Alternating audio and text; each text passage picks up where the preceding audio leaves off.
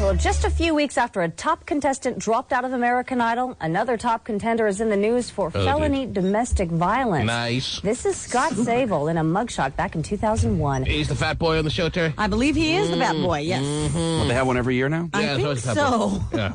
It's a mandatory fat boy on American Idol. Wow. He's the fat boy. This is Scott Zabel in a mugshot back in 2001. Right. According to the Smoking Gun, he was arrested by Ohio police for roughing up the mother of his child. Oh, well, as long as it doesn't rough up the midget, Terry. Oh, good, which I don't think he did. Then we're all good. Yes. According to the Smoking Gun, he was arrested by Ohio police for roughing up the mother of his child. Sure. So far, no comment from any executives at American Idol, and as far as we know, Scott Zabel is scheduled to compete again on next Tuesday's Idol at 8 o'clock. Sure he will. You know, you'd think with all the money that American Idol is making, they could do a few background checks on some of these contestants, all right? Mm-hmm. You would think that if the Smoking Gun found his police booking back in 2001 and found his police record, that American Idol's people would be able to find that too. You would think that, right? Right. Okay. So, it leads me to believe that there's something else happening here. Mm-hmm. All right? Yeah, okay. You gotta read deep, Terry, and that's one of my fortes. Your specialty. Oh! You can read real deep. Oh! Well, hold on. Let me see if I can track. Nope, can't. You trying to read deep, Terry? Trying to read deep, and I But can't. say something one more time. Say something about me. Go ahead. But you... I couldn't even wait for you, Terry. I know. All right, let me tell you what's happening here. Let me tell you exactly what's happening here. Okay. I can read deep. What's happening here, T-Man? But what's happening here is American Idol's people know exactly about Scott Zabel or whatever his name is. Zabel? Yes, they know about his record. They've always known about his record. They always knew that he was good enough to make the final 12, but they knew he wasn't good enough to win it all. And they've been waiting for the right moment to, we just found out about his record. We're going to have to kick him off now. Right. Because it adds extra publicity to the show. It's their secret formula. Right. They've always done it every year. Yeah. You're telling me they didn't know about his police record? Bull crap! Bull crap! They knew about it all along. It's drama at its finest. They didn't tell him they knew. They were waiting for the right moment to be like, oh, look at this file. We never saw this. They call him into the office. We're sorry, Scott. We have to kick you off now. We have no choice because we have to keep our show up to standards. And aren't we doing a great service for the community by kicking him off now? Aren't we great people here at American Idol for keeping the show squeaky clean? Right, because they don't promote domestic violence. Right. We would never have someone like that on our show knowingly. Right. Oh! That's why Smoking Gun on speed dial on their phones. I know. Don't believe it. I'm telling you, I know how entertainment minds work. Mm-hmm. They've known about this. They haven't brought it up. All of a sudden, oh, look, see over here. We got to kick them off now. And oops, it's making all the news. It seems it would be pretty easy to find out if somebody had a record. Yes. Oh, yeah. Absolutely it is. Come on. Domestic violence, how hard was that to find? Not that hard. Not that hard. He has a mugshot. Right. At what? 20? How old is this kid? 21? I don't know how old he is. Whatever he is. Mm-hmm. Don't tell me they couldn't find it with all the resources they have and all the money that show's making. Oh, I know. They wait for the right moment. They don't feel like they're doing any real damage to him because he probably would have been kicked off any week now anyway. He was due to go any second now. Yeah, he was. So this is the way to do it. Pick on the fat kid. Mm-hmm. Oh. Well, not to say he didn't bring it on himself to some degree. That's how they get off morally in their minds. Well, he did it. We're not making up something. He did it. We just pretended like we didn't know until now. Right. And now he's gone. And our squeaky clean image is intact. And the ratings are up. Mm-hmm.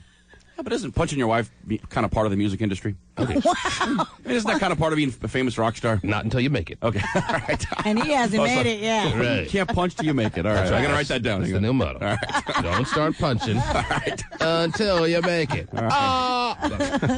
Unless we've got a platinum selling record. Yes, bad news, Bob. What was that, Stephen? Well, they already had one big idol. I mean, there was no way he was going to. Yes, bad news, Bob. Oh, yeah. You finally returned my call. What happened to Right, I've been trying to reach you for some time, bad news, Bob, but your line has been busy. I know, bad news is at the store. I'll be back in a little bit. Mm-hmm. Hey, T-Man. Yes, T-Man, bad news, Bob. I got more bad news for you. Oh, bad news, Bob loves to share bad news. He's just bad news. The Sonic, if they play the Rockets, they'll lose in the first round. I guarantee it. Mm-hmm. They play the Rockets and Tracy McGrady and Yao. Yao Ming. Yeah, thank you. I forgot his last name.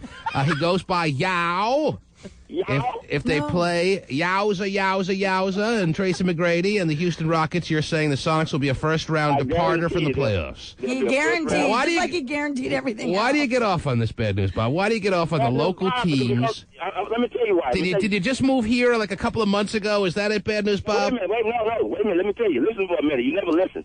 Okay, this is why. I'm going to start listening. Go ahead. Listen right now. Listen. Don't you normally listen when he talks? Yeah. See, now the other employees won't listen. I always listen when you talk bad news, Bob. That's how I know you said that the Huskies would be out in the first round of the NCAA tournament and then went back on your word. Go ahead. It. Yes. Okay, hold up. Okay. I went to Reno, right? I went to Reno, Nevada. Okay, when the Huskies played the Denver Nuggets, I mean, I put on all this green stuff. I was so proud of that last game. I was so proud of the Sonics. I was wearing all this green. I kept walking by that sign. It said Nuggets. It kept saying Nuggets. I kept walking by it, but nothing hit my brain. I put $800 on the Sonics to win that last game. I said, they're going to blow them out at home. Man, I tell you, man, when I walked back in that place, when the Sonics had lost, everybody was looking at me like they was laughing at me. Had that monkey suit on. Had to go take all that stuff off, man. That was the most embarrassing time of my life. So because you were so scarred by the Sonics losing to the Nuggets back in 1994... Right on. Because you lost money in that series, because you felt humiliated by the Sonics and all the players that don't even exist in the organization anymore, and the coach that doesn't even exist in the organization anymore, and there's no trace of that team anywhere to be found. Okay, because of that, you are holding it against all Sonic teams present and future. Was Nate McMillan a player then? Was he playing then? Who's that? Nate, was he playing? Oh, yeah, that's right. Nate, he was playing, true. so there is a Sonic still. There is a Sonic connection to the 94 team. Absolutely, you're right. I stand corrected. And Kendall Gill's an assistant coach, too, so there's another connection, yes. Yeah, that's why I call it Choke City, okay? Remember this year, the Seahawks had the best record. I bet you if I can turn it on any sports station and that'll get some recording back, you'll hear everybody talking about Seahawks going to win the Super Bowl. Okay, when the Mariners had that best record. Oh, jeez. You just said the Seahawks had the best record. That's every team, man. Every team in the state of Washington. Bad This news, Bob. City. This is Choke City, man. What about Seattle Reign? What about them? The Storm, I'm sorry. Yeah. It took a woman to do a man's job. Oh, jeez! Oh, geez. What a line! Wow. It took a woman to do a man's job. And I'm surprised even you didn't pipe Yeah, up. my last word, I got a word for you from Francisco Garcia. Yes. He said, we come from the city of the Muhammad Ali's. We float like butterflies and sting like bees. Oh, that's... How can a dog catch a bird if you can't climb trees? Yes. We're going to knock them out the tournament so we won't catch their fleas. We're going to send them home. They're going to come in the tournament talking all nasty and gritty. But when we knock them out the tournament, we ain't going to have pity. But we're going to send them back to Seattle, better known as Choke City. Because of bad news, Bob. Because he lost $800 on Game 5 of the Sonic series in 1994, he hates all Seattle teams forevermore. Well, move out of Seattle. Oh, Every team except the women. how long you been living here, bad news, Bob? Bad news, Bob, been here since 1985. Oh, jeez. Man, he's been here for 20 years. Boy. I've been here 20 years. And now you root against all Seattle teams. It's holding a lot of bitterness from years back. Well, bad news, Bob. The pressure of an NBA championship is not on the shoulders of the Sonics. They are the third-place team in the playoffs coming up, and they'll probably win the first round against Houston. But there's no lofty expectations for them to win an NBA title, all right? So you can rest easy. They won't even win the first round. If they play in the first round against Houston, it probably will be a very interesting series because Tracy McGrady, obviously, as you know, is a prolific scorer. Yao Ming is kind of tall, and I'm more leaning towards hoping they'll play Sacra Tomato, but either team that they play, I expect with the home court that they will win. T-Man. Wait a minute, T-Man. Yes, Bob. Now, what's the kid that called in the morning? His mom went to he said his mom went to jail, right? Swagger. Yes, okay, he's a Seattle winner. T-Man, check this out. When I got here in 91, it was a girl that said I pulled a gun on her. I had a concealed weapon and everything because I didn't have no criminal record. Check it out. Right. But anyway, when she went to court, the prosecutor, this is how it is for a black man in the state of Washington. Right. Look, I had no criminal record. Yes. I've never been in trouble. Sure. But when I went to court, they took this girl and put her on the stand. Once they put you on the stand, listen, once they put you on the stand, they find out your background here. She was a two-time felon for welfare fraud. But American Idol can't. Yeah. And theft over $10,000. You see what I'm saying? And I had a gun. She wasn't even supposed to be around guns. How do we get on to this? Well, how did we go from the Sonics to this? You just... I'm just saying. I'm just thinking about swagger. He said, oh, okay. went to jail for that. All right. So, this girl didn't even go to jail. I see. So you want to make sure Swagger's mom doesn't get off easy. Swagger's mom shouldn't get off. You want her to be locked up and thrown away with the key, huh? I want her to get off. Bad news, Bob. I will speak to you soon. Right on. Take care, my man. It's Bad News Bob. That is Bad News Bob. Yes. Watch out. He's got a lot of emotion in that body, Terry. Yes, he does. You don't lose Game 5 and cost Bad News Bob $800 and expect to have him not remember it, Terry. They made him the laughing stock of Reno. They made the laughing stock. Which is tough to do. I know. Oh, was he talking about running around in a gorilla suit? He was running around Reno in his gorilla suit being laughed at? I can't imagine why, Terry. The T-Man. Cube 93. What happened in Vegas didn't stay in Vegas. We are here in Las Vegas. Barely alive. The T-Man filled up a plane with Cube 93 listeners that danced, drank, and won a ton of cash. For $1,000. T-Man, we have a winner. We have a winner. We have a winner, T-Man. Thanks, Southwest Airlines, TI Las Vegas, and Singular for one hell of a ride. Can you handle this intensity? Get ready. Because the cash is coming. With the Cube 93 Big Spring Cha-Ching. Lawmakers now want to turn football upside down in search of steroids. After grilling the stars of baseball, a House committee now wants the NFL to explain. Shake out their pockets. In search of steroids. You ever turn someone upside down, start shaking them, Terry, see what'll fall out of their pockets? I do that to my kids all the time. Got a syringe there, you big linebacker. Yeah, Don't think you can try to hide that. After grilling the stars of baseball, a House committee now wants the NFL to explain how it regulates steroids. Right now, testing is random. Oh, jeez. Yeah. Yes. Didn't a coach come out just recently and say when he played that, hey, yeah, he was roiding like crazy? Well, that was a shock to everyone, don't you know? Oh, yeah, I'm sure it was. Doesn't the House Committee have something else to do? No. The House of Representatives has nothing more important to do than find out who's taking steroids at what time. Yeah. You're really big. You're in trouble. Come here. They're collecting autographs, selling them on eBay. Right. Yes.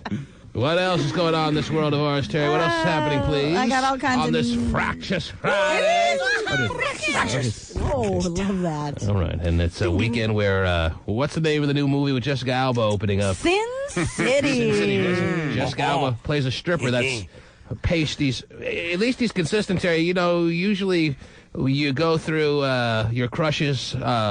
well, usually you're done by 17, but the women you have a crush on in Hollywood usually rotate or you move on from one to the next. Pasty has been in love with Jessica Alba now for a good solid, well, it seems like a full decade. I know it does, but for a number of years. She's been a screensaver for what seems like a full decade. And now she plays a stripper in a movie that opens this weekend? Yes. Sin City. You excited about that, Pasty?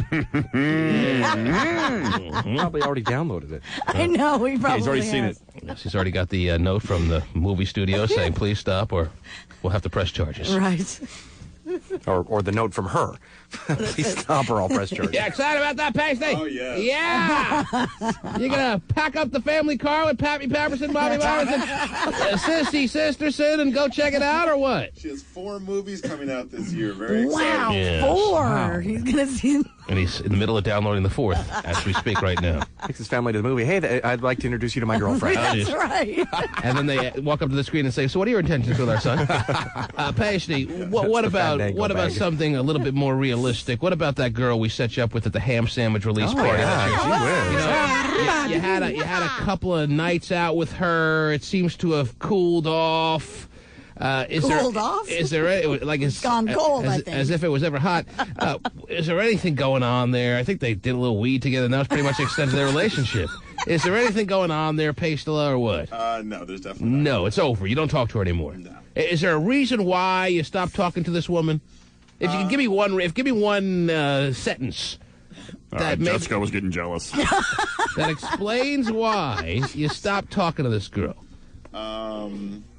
I'd say lack of interest on her part. Aha! Well, that's pretty big to admit, unless he's trying to find a cozy way of getting out of it and lying about... I don't know why. Most men wouldn't admit that. Right. Unless they're covering up for something else. Most guys say she's gay. That's why she didn't like her. She's got to be gay. Lack But of Pasty's interest. not like that, though. Lack of interest on her part. So you had a lot of interest. You wanted to keep it going. She didn't. A lot of interest. I definitely had enough interest to try to keep it going a little longer, and just wasn't there on her end. So I decided to stop the phone calls, stop the emails, stop the madness. Yeah. Is it because you weren't making any moves or anything? No. Because it seemed like she was interested from the get-go. Why all of a sudden? It did. And Why all of a sudden you think she lost the interest? Do you think she got maybe fed up with something that didn't seem like it was moving in any direction? Is that something that's fair to say or no? I don't think so, because does it have anything to do with you as to why she all of a sudden lost that gung-ho kind of feeling she had from the beginning? Well, probably. I mean, I'm assuming it has something to do with me. Maybe the big wall-sized poster of Sissy Sisterson in your apartment that kind of creeped her out, or what? No. I don't know. I'm kind of curious myself. I don't really. And you never asked her? Well, they stopped all. I just stopped all communication. You can't ask her when you're not communicating. That's right. But you think now that you've had, a couple of months without any communication, you can write her an email saying, hey, just for my future reference, can you tell me why all of a sudden you lost interest in me? Do you think maybe you could do that? Maybe take a little survey on yourself, or no? Or is that too embarrassing? Yeah. Is that... You're not prepared to hear what you might hear? No, it's fine. Are you afraid? Can we do that? Are you afraid you might hear something that would bother you? Do you think maybe you would be kind of...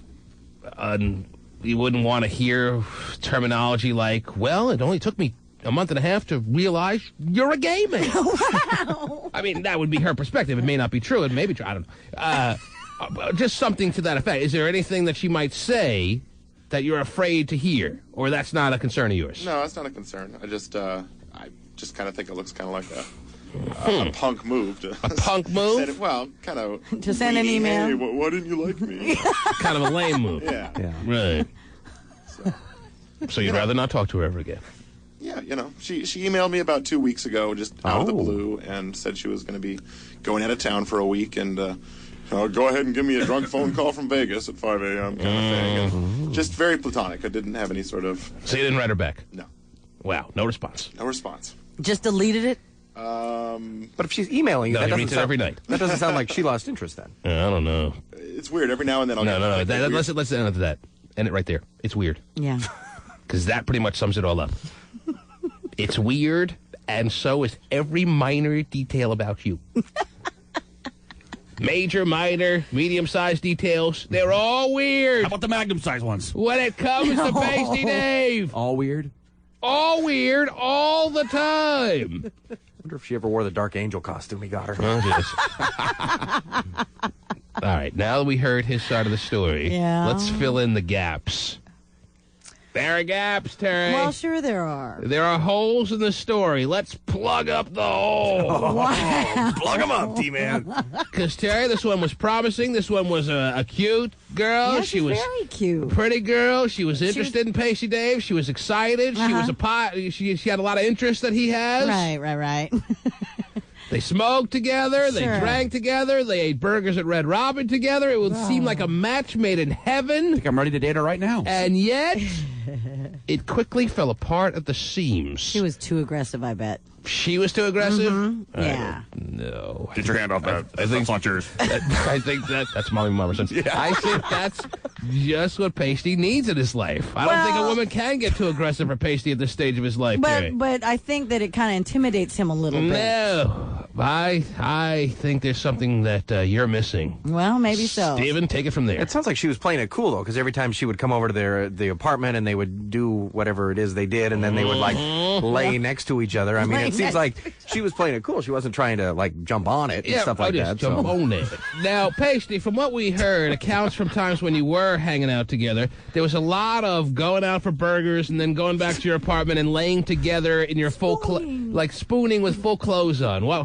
Why did it begin and end there? Why didn't it progress from there? Why didn't clothes get removed? Why didn't fingers go here or there, or hands and arms? There was a time it went a little farther than that. A little bit. Really? All right, what's the furthest it went?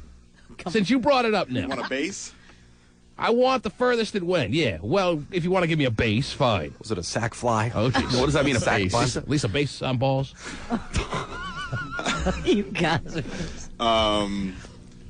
A solid double. Off the wall! Stand-up double! What does that mean? I guess I'm He's just... the Edgar Martinez of the dating world. Wow. That just means you felt her up, Terry. Oh, really? Is But that's a solid double. That's a solid. No, she filled me up. Now, did you feel her up through her clothes, or did you take her top off?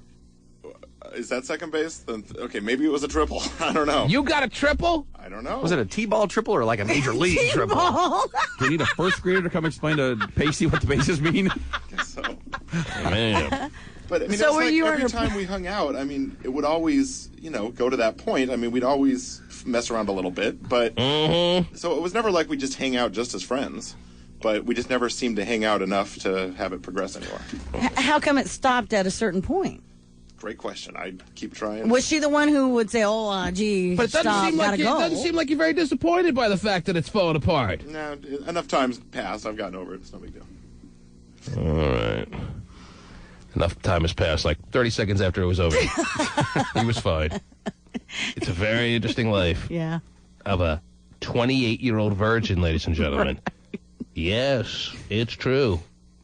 He's a 28-year-old virgin, still taking regular family vacations. Just got back from New Orleans, as a matter of fact, with Mommy Momerson and Pappy Papperson and Sissy Sisterson, as they all collected beads together during a Mardi Gras march fun outing. Just threw them back and forth to each other. With the family. Okay, Dad, your turn. Yeah. That was a good flash there, Pops. Jeez. And it seems like he'd rather do that than go on a New Orleans vacation with a girl or with guys trying to meet girls, Terry. Not interested. Well, and then what? In Vegas, he had a lot of girls hanging out with him, and it was a little too overwhelming for him there, Is right? that a fair statement, by the way, that you'd rather go to New Orleans with Mommy Momerson, Pappy Papperson, Sissy Sisterson than anyone else you can think of? Is that fair to say?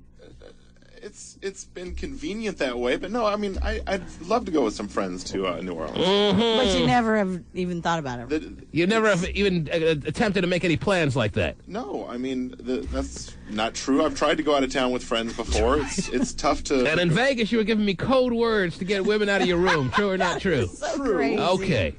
I was That's crazy in on the itself. phone with him from my room, Terry. It was an urgent call.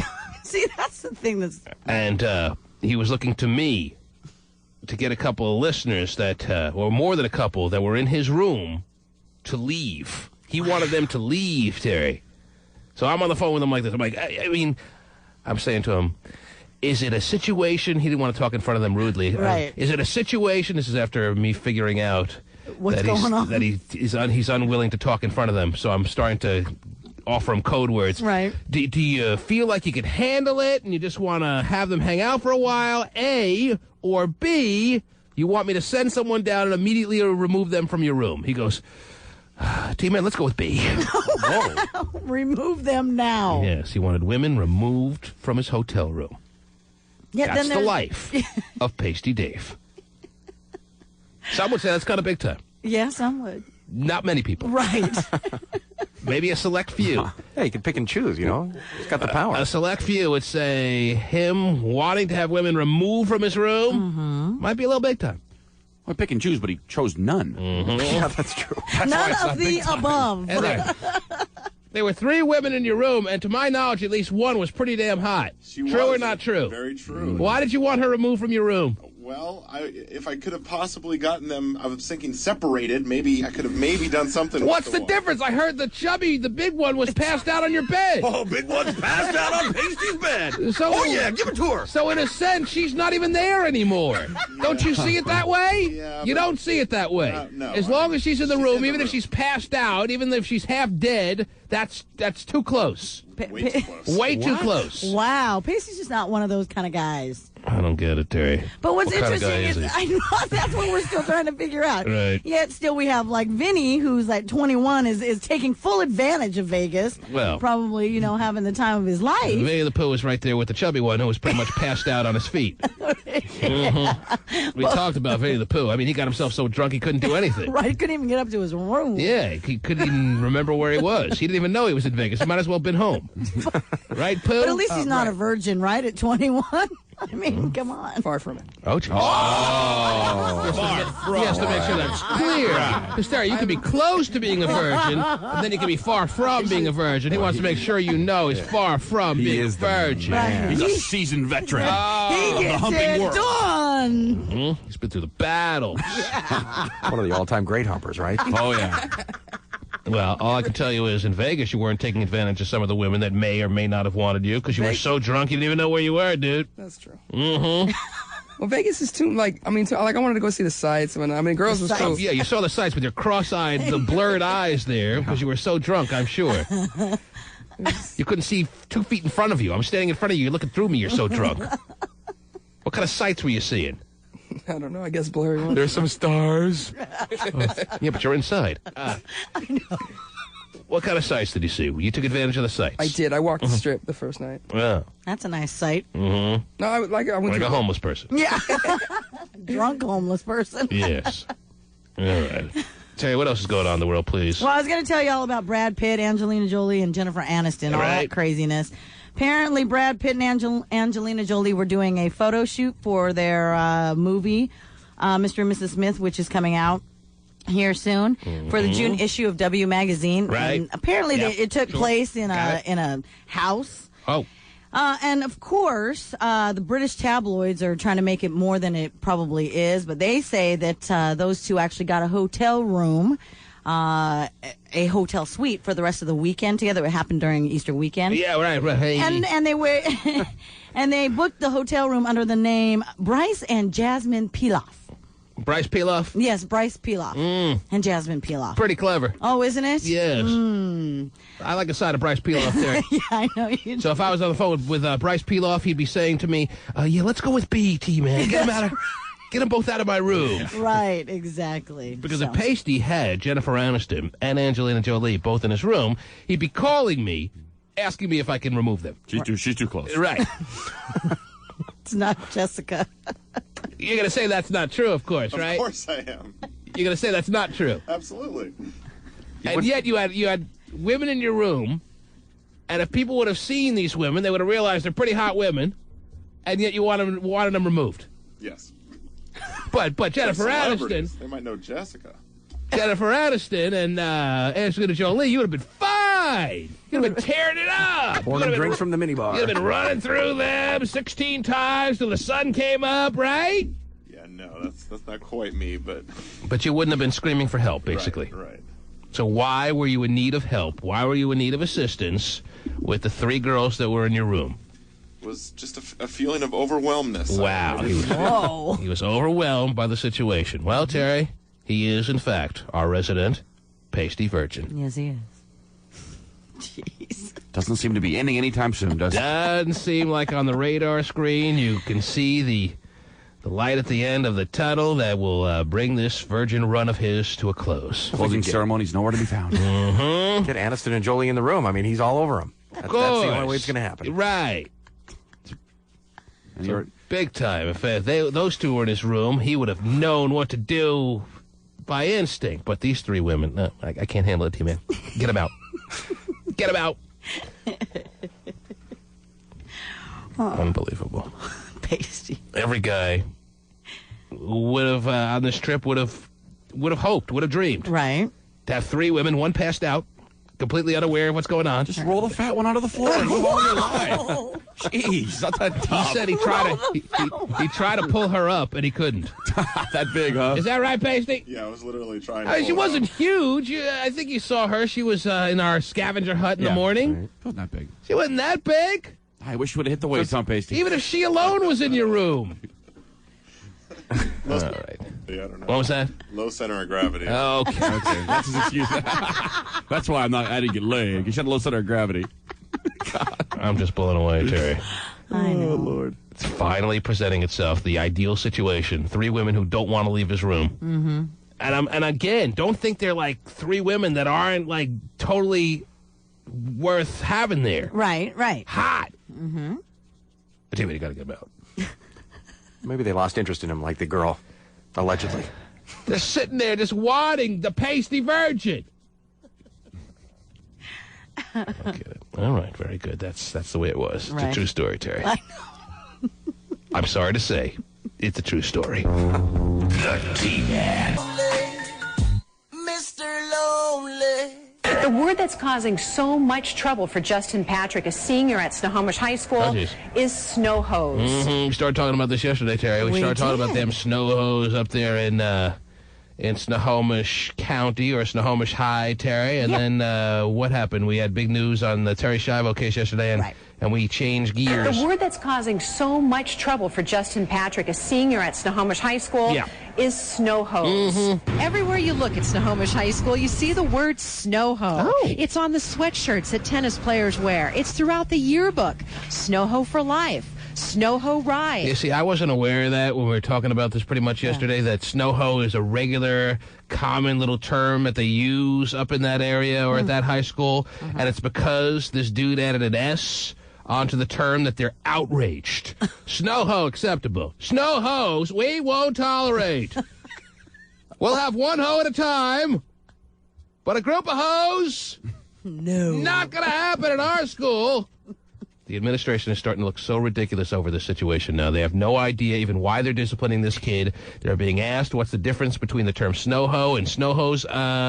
We'll get back to you on that one. Right. That's pretty much their response. Snow hoe for life. Snow hoe rides. Well, the dance team has, proud to be a snow hose on it. But don't add the letter S. That's what got Justin Patrick in trouble because of shirts that he and his friends made for themselves. I thought it was ridiculous that they would suspend me for something as small as this, because they say it's all right if I have snow hoe. But when I add the extra S on there, they think it's offensive to women. Yeah, they pull them aside. What are you, crazy? How dare you add the S? Who do you think you are? Is this absurd or what? Absolutely absurd. I mean, if it was the first time that the term snow hoe came out and they were bothered by that, then it would make a little sense. Right. But they've been going with snow hoe. It's all over the school. And this T-shirt says snow hose. Yes. And he's suspended and immediately disciplined? Yeah. We will not tolerate that at our school. So ridiculous. The administration is now looking so stupid over this situation that they should all resign and just start anew with a new little bit of authority there. But when I add the extra S on there, they think it's offensive to women. But I wasn't aiming to be offensive to women at all. Does it have anything to do with prostitutes? Absolutely not. That was the last thing that would cross our mind. All right. School leaders... I'm not sure I'm buying that necessarily, right, but last thing. That's okay. School leaders banned the shirts. They say snow hose is derogatory, demeaning, and disruptive. Snow hoe, they say, is not. Oh, I understand perfectly that. What is the difference between a snow hoe and snow hose? Yeah, we're still working through that issue right now. Yeah, we'll get back to you on that one. All we know is the kid is suspended. As to why, we're going to figure it all out and then get back to you. Maybe you should work through it and then decide whether you want to suspend the kid or not. Yeah, that usually is the process. It's the typical protocol, I think. How about that for a response? We're still working on that. We have no comment at this time. Yeah, we can pretty much kiss our careers goodbye. See you there. That is ridiculous. But Justin does. Snow hose rules. But his dad isn't finished. He says he wants an apology for what happened to his son. He wants this incident taken off his record, and he wants Justin to be able to wear that snow hose shirt to school. Right. Reporting in Seattle, Susan West, Q13, Fox News. Thank you so much, Susan. There you go. His dad also wants a free six-pack of beer. That's and really a couple not of them snow unreasonable. hose to go with it. Yeah. That's really not unreasonable. At least some ding-dongs. You should put an E on the end of it. There. Okay. Bunch of farmers pushing the snow hoe around. There you have it. Well, he should have it taken off of his record. I mean, he's a senior, Yes. Nothing wrong with that. And if all he did was add an S, like Letterman did back in the electric company days, Terry, then it doesn't seem like that big a deal. You're on the air. 1-866-663-T-MAN is the number to call. We will open up the phone lines and talk to you. Go ahead. Hi. Hello? Hi. Hi. Hi. I wanted to talk to you guys about an encounter that I had with 3 women. An encounter? Yeah. All right. So you handled it a little bit differently than Pasty Dave is what you're coming on to talk about, I'm sure. Well, actually, I could kind of agree with Pasty Dave because you never know how you would react until you're in that situation. Yes, and I would have never expected Pasty to react the way he did, but he was asking for assistance, begging for immediate security to remove the women from his room. Fascinating to me. Let me tell you about the encounter I had. Because he can handle hoe, but hoe. Oh gosh, too much. Overwhelming. Yeah. Let me tell you. Let me tell you a story about the encounter I had last year. All right, sir. Okay. I'm dying to find out. With 3 women, mind you, right? 3 women. It was 3 women. That's right. Right. Oh. Three sisters. Nubian, all 3 Nubian queens. Mm-hmm. I was at Muckleshoot with a friend of mine. Okay, is this going to be like a 3-hour story, or can you just get to the highlights? Nah. Kind of already is. Yeah. Okay. Just give me the highlights. You're at the Muckleshoot. I'll tell you the short version, okay? I was at Muckleshoot. It's too late now, right, sir. Go ahead. I was at Muckleshoot with a friend of mine. How's the story end? You want me to get to the ending? Yes. Within 30 seconds, get to the ending. Go. You said the short version. Go. Okay, the ending is I ended up at their house on military base. 3 women. They told me to come over. We were going to play some games. Mm-hmm. Now, I sure. didn't know what kind of game they were talking about. Right. And when I get there, they want me to strip, all 3 of them. All 3 of them sat on the couch. They want me to with a cherry soda, wanting you to strip down to nothing. They want me to strip down to nothing. Mm-hmm. And they was like, what you doing? Show me some skin. Pasty, did you hear that line from the 3 ladies in your room? I did not. They want me to show them some skin, right? Yes. And I'm like, well, you guys not showing me any skin. Did they give you a top hat to put on? The cane. Don't forget the cane. Mm-hmm. So what'd you do, sir? What'd you do? How'd the date end? Well, you know what? It had one of them that was really thin. She was. Yeah, there's always one that's really thin. There's one that's really pretty hot, and there's one that you want to stay clear of. Oh, that's the one I always get. And then one was just like Pasty Dave. I mean, she was like 5 of them. Got it. You know, and so I was not turned on by the whole situation. Okay. So, and the thing is, they wanted me to do them all. Yeah, but you had at least the option to not go back to their place. Well, Pasty had these girls come to his room, I guess, against his will. You just followed him up there? Why it was against his will, your guess is as good as mine, but the word he gave was that it was against his will. Well, let me finish. So you made your own bed, dude. But let me tell you. Now you got to lie in it with the fat one. Oh, he didn't want to. And there's no room.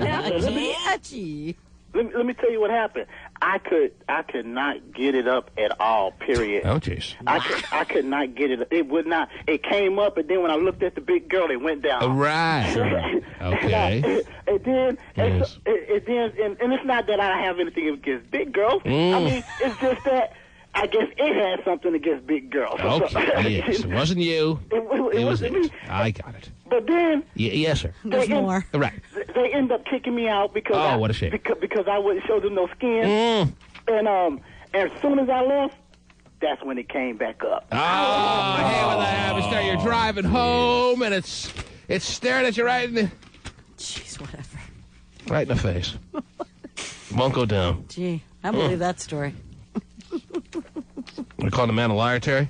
I think he's the bullcrap caller of the day. Oh, wow. For all your story, didn't seem like far-fetched to me, Terry.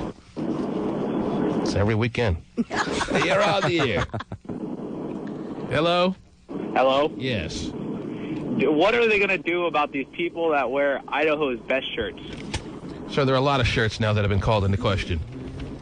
Oh, what about Idaho? You know, that's fine. That's one of them. Yes, Idaho. Since the word whore became hoe, back in the mid-'80s, there's a lot of words that are called into question. We talked about a number of words just in this area now that are very offensive city names, Terry. Stillicum. Issaqueef. Anacoitus. There's a million of them. Oh, yeah. And they all must be stopped. You're on the air. AT. Yes. So, I don't understand why they're making such a big deal out of snow hoe. You know what the funny part is? They don't know either. That's the best part. They are asked, the administration, the people who are making this kid's life tough, they're being asked point blank, why is it a problem? We'll get back to you. We're not sure. There are Seattle public schools for a fact that I know that they have. You know how they have theme days in school, twins days, and that kind of crap. There are schools that have Pimps and Hoes Day. Yes, very acceptable, very fun for the whole family, don't you know? But public school has Pimps and Hoes days. There are themes to school. There was a theme to a school dance recently that was lovers and friends. Really? We missed that one. Huh? Well, Ursula keeps trying to tell you about it. Yes. They let them wear T-shirts. There was, and I don't. Well, want let's get back to this pimps and hoes days. Isn't that Steven, crazy? well, Steven doesn't believe that you know what you're talking about. Why don't you explain to him when? Do you have a child? No, but I'm associated with a certain school. You're associated with a school, and you know for a fact that there was a themed day. I don't know what kind of day it was, but it was a pimp and hoe day. Absolutely. What was the purpose of the pimp and hoe day? What was the? It's the same thing as Twins Day. If it's Twins Day, it's for school spirit. If you're a twin, if you want to dress up like a friend, you. And we don't want to neglect our pimps and hoes, or at least future pimps and hoes, so they have to have their day too. Nothing says school spirit like that. Well, it's not if you're a pimp or a hoe, but you can dress up in a pimp outfit or you can dress up in a slutty outfit, and it's daily. Steven, do you still have a problem believing this? Well, I would find it hard to believe that a school would allow that to happen, but if he says it happened, then I guess it did. You want to tell us what school, sir? It's a school up on Beacon Hill. That's about all, or not up on Beacon Hill, but I don't care. It's Garfield High School. Oh, yeah, you're not on Beacon. Okay. Steven, you still have a problem believing his story, that there was a pimp and hoe day at Garfield? Well, I mean, if he says that there is, then I have to believe it. But I find it hard to believe a public school would allow them to call it Pimps and Hoes Day. It's unbelievable. At Darius's middle school, they had a, Players Day. Players Day. Players Day. Uh-huh. You dress up as a player. Did you have a problem with Players Day, Terry? I was like, what? You have a what day? And he's like, oh, I got to wear, obnoxious. And Terry was like, I thought you were a player every day. You're my player. Just one day? At 13, you didn't have a problem with that? Well, I really wasn't. I'm like, what? She was taken back. I was like, what do you mean? What are you supposed to wear? She didn't want to make a big stink about it and go to school and start screaming over something she didn't find important, since she had been to school screaming the past 6 days in a row. Right. And Terry likes to pick her spots. So did you get him a nice pimp outfit? Sure. Huh? Well, player for some people doesn't necessarily mean, It's up to the interpretation. Right. It could be a card player. It could be. Oh, jeez. I'm sure that's what the intention was. You're on the air. Hello. Little visor.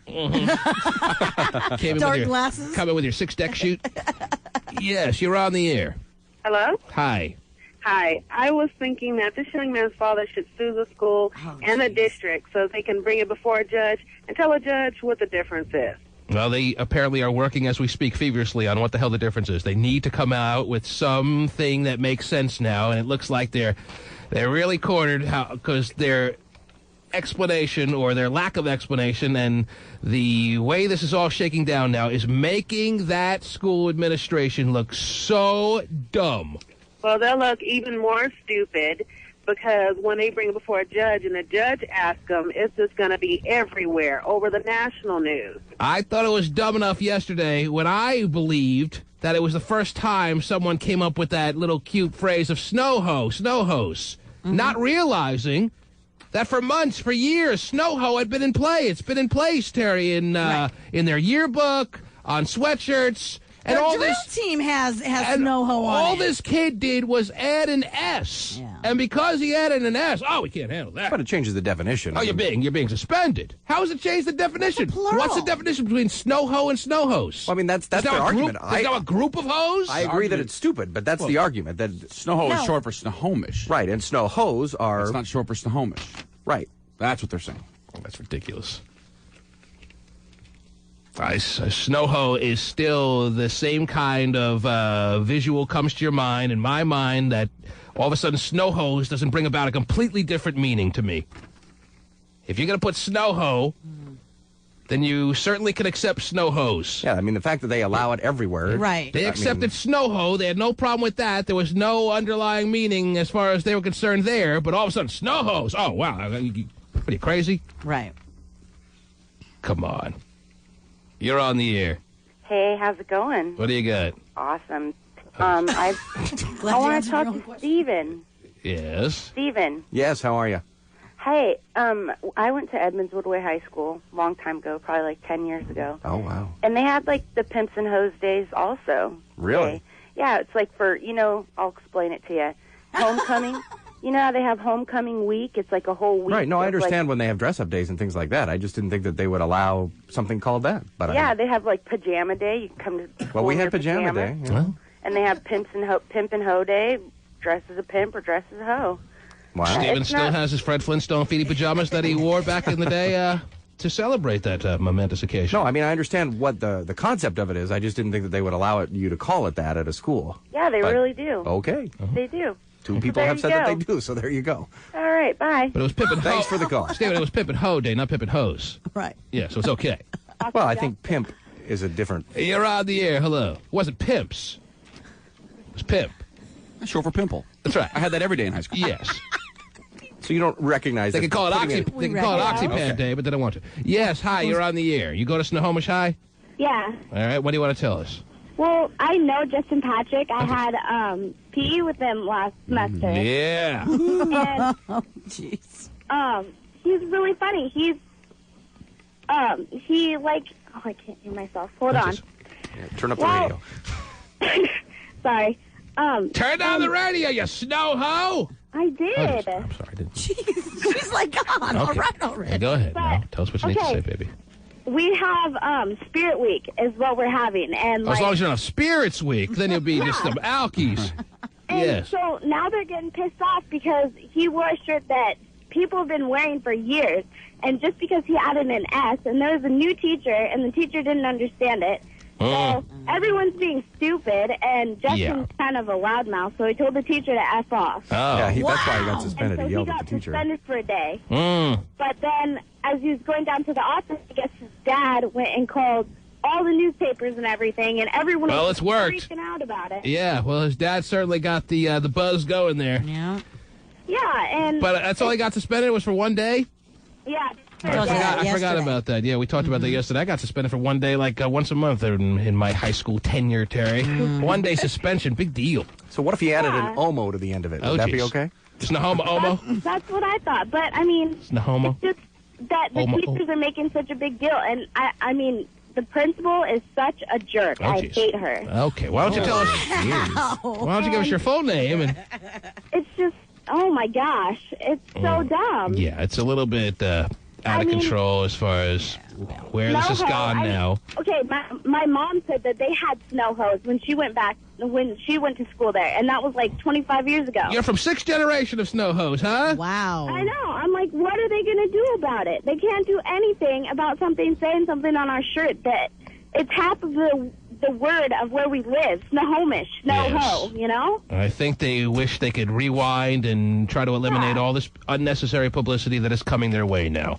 Yeah. But in this heightened, sensitive time, Terry, where words are scrutinized and everything is a very touchy situation, these type of situations develop. Yep. And it's ridiculous, it's unnecessary, it's absurd, it's making the administration certainly look bad, it's making the whole school, unfortunately, look a little bit ridiculous right now, but eventually it will go away.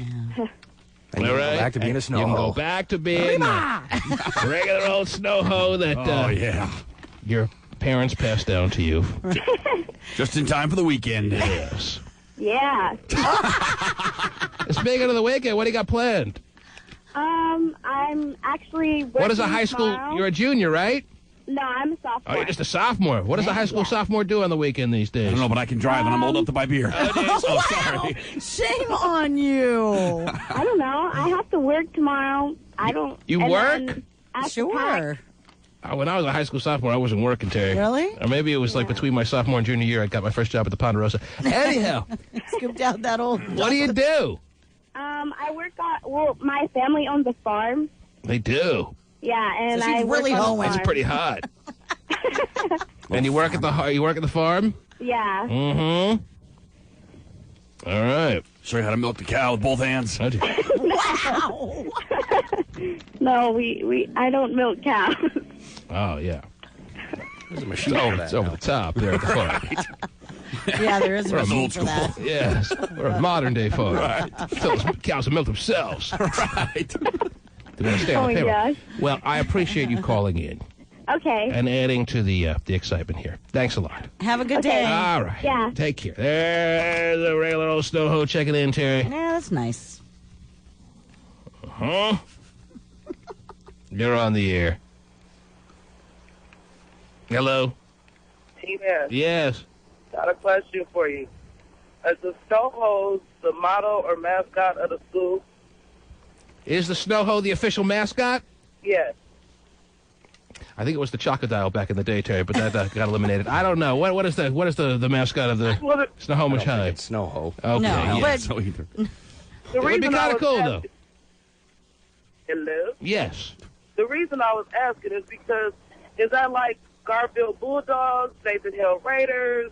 I mean, you know what I mean? There's an S on the end of all of them, Mm-hmm. meaning plural. Right. Not All right. necessarily, Yes. offensive. So why should he get suspended for putting an S on it, making it multiple people, not just I one? think we can all agree that no one really knows for sure. You're on the air. Hello. Hello. Yes. Yeah, I have a comment for Pasty Dave. All right. And if I was in a motel room with 3 hyenas, and I would have banged out 3 of them. Wow. Whoa. At the motel.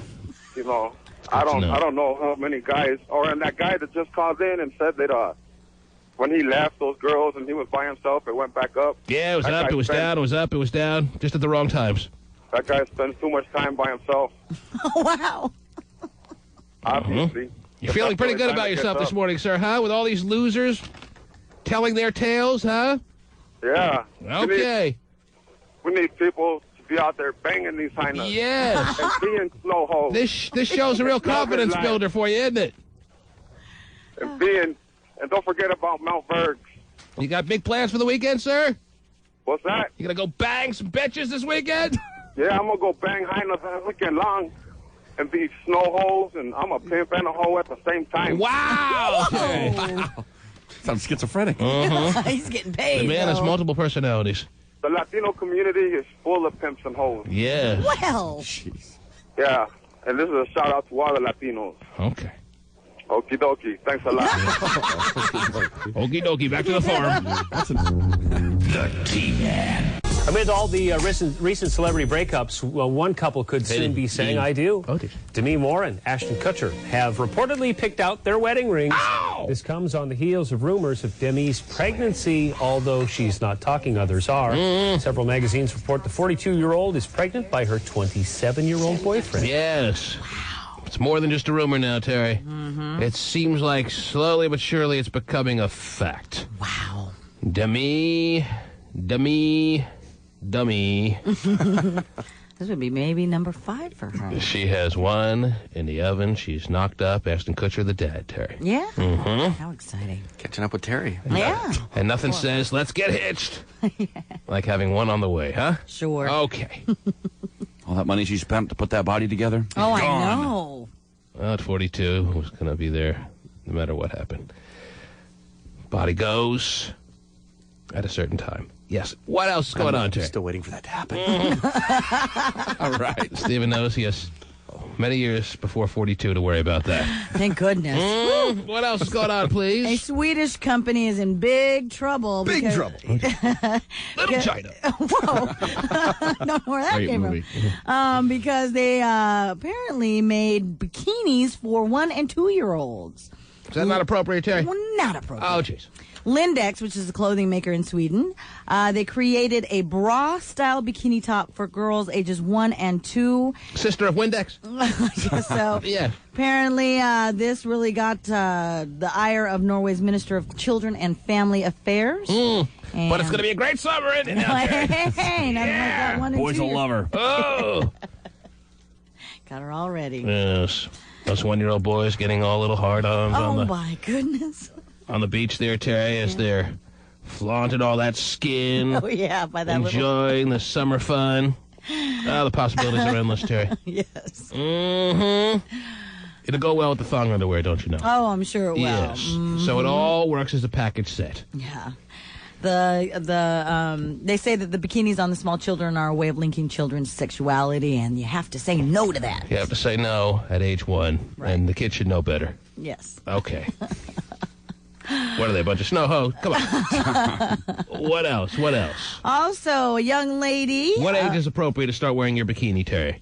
A bikini for what age? Yes. Well, they have. You talking about like bikini bathing suits or bikini top? What are you talking about there? Well, they say they make it sound as though it's like pretty like grown up style bikini. Beachwear? Beachwear, yes. What age on the beach, enjoying your summertime months, is it now appropriate to be wearing your two-piece? Well, I mean, I have what? You wait till 4 at least, right? I have 9 and 10-year-old little girls, and they wear little, two-piece styles. Oh, they do? But they're not.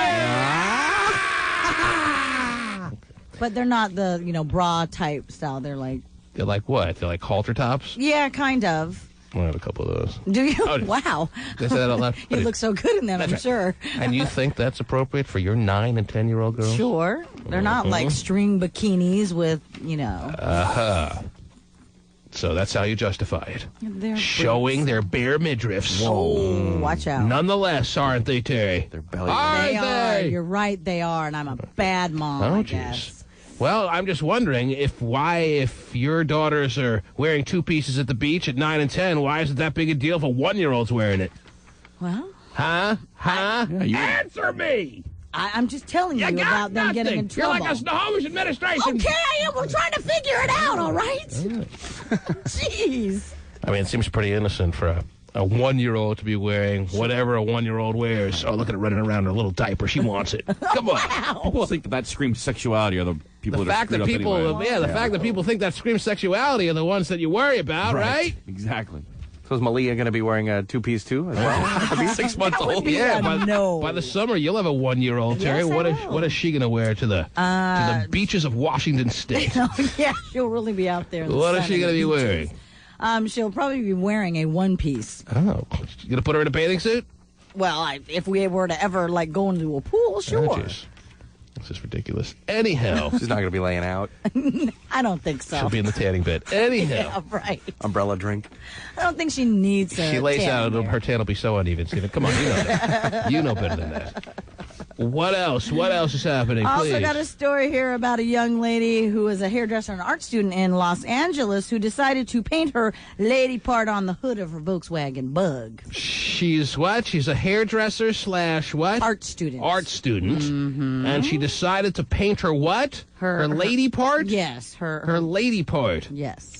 Is that your way of saying she painted her vagina on the hood of her car? That would be correct. The vagina was right there, driving down the street? It was, and her very own. It was hers. It was a replica. It was a likeness. She was the art student who was able to certainly transform still life from one spot to the other. Yes. And you are not so still, and she put her own vagina on the hood of her what car? Of her Volkswagen Bug.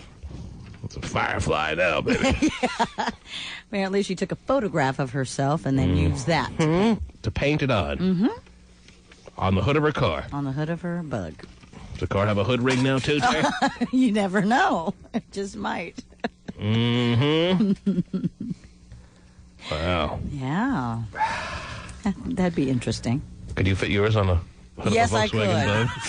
I think you'd have to buy an RV, Terry. Well, maybe so, but it would still fit. Right on the side, like a tour bus. Yes, I think Terry's tried to put hers on the hood of a Volkswagen Bug, and then she ran out of room. Yeah, I just had the mud flaps right by the tires. Wow, you know. Wow, so that's got some people in outrage as well. Well, you know, it's a distraction. This is the theme of the morning right now. It's things that distract. Things that distract. Ready? Right. Go. And by the way, 2 people did get into an accident while staring at her car. Come on. The car was in motion, or the car was parked, and they saw... It doesn't say, it was that good a likeness of her vagina that people lost sight of where they were driving and ran into a brick wall. I guess so. Well, that's a good way to go, huh? What causes accidents, sir? Well, how do you explain that to the police? And this is in L.A. In L.A.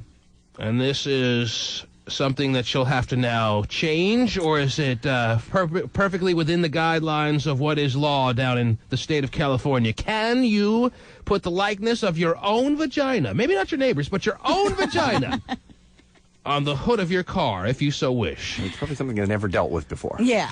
So lawmakers are going to have an immediate midnight session to discuss whether or not this should be outlawed. Can a person put a likeness of their own genitalia on their vehicle? Yes. Let's debate this for hours on end. Like I said, caused 2 accidents. 2 accidents. It's a distraction. Then no, she shouldn't be allowed. Come on. I want to see where it caused 2 accidents. Let me have that story right now. Critical condition. No. Wow. Well, Terry, I've had a likeness of my genitalia. There, that's right. I think a I bird thought it was a a little pink chip. Right.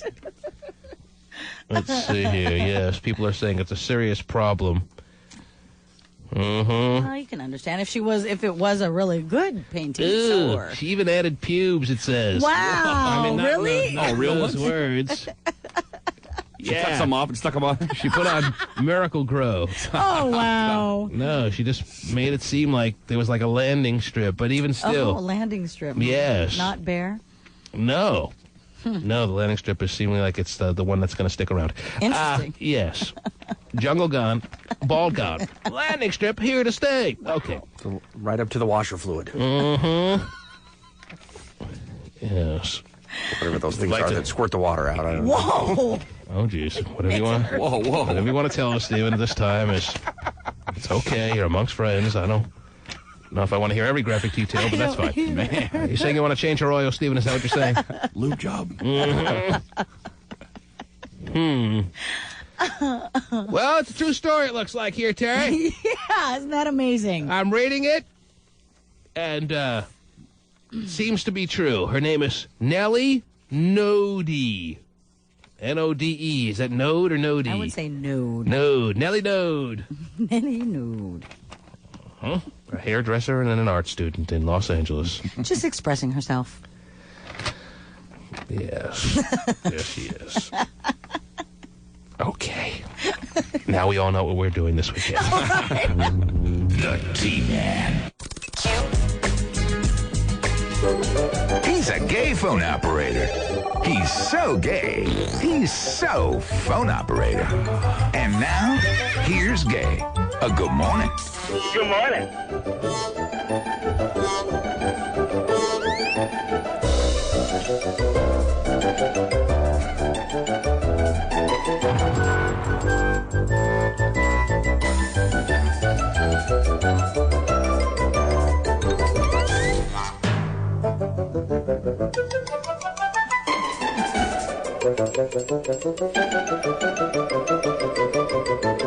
You down to 125 yet? Yeah, I wish. Not quite.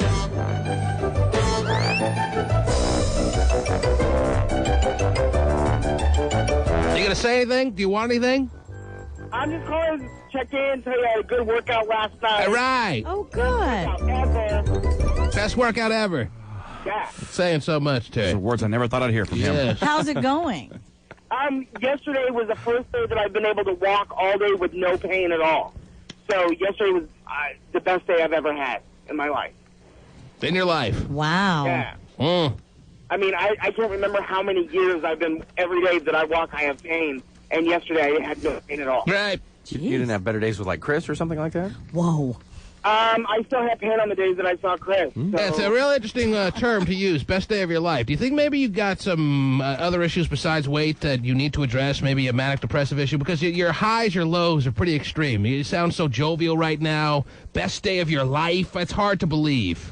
No, it's called after so many years of pain, being able to just stand up from my desk at work and walk down the hall without worrying that I'm going to be in pain. It was good yesterday. Did you kind of skip, too, knowing that you didn't have any pain? No, I didn't skip. Oh.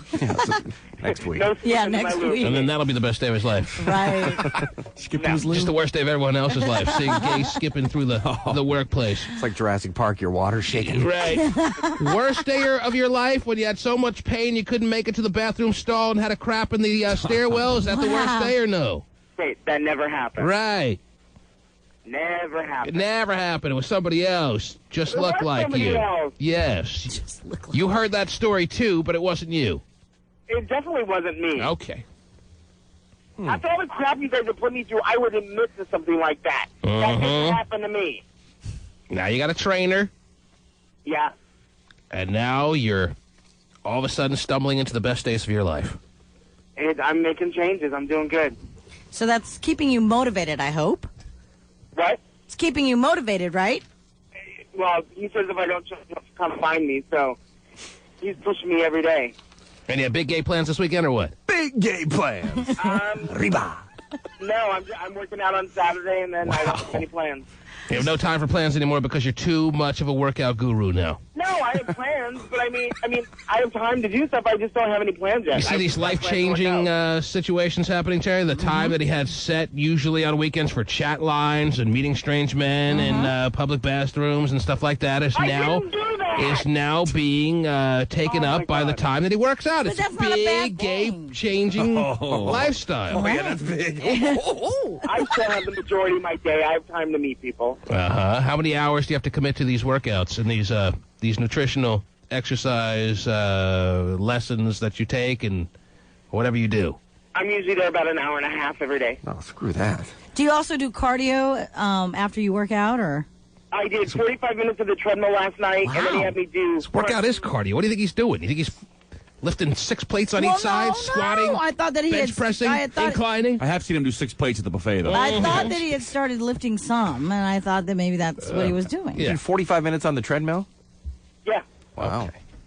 And then he had me do sit-ups, crunches, and push-ups, and squats. Yes. Push-ups? Huh? What are you crunching? My fat gut. Your fat gut? Yeah. It's too big to be a gut. It's a gut. Right. And no big gay plans. You got nothing on the docket except working out. No plans. Does anybody want to call me? Oh, jeez. Oh, boy. Not it.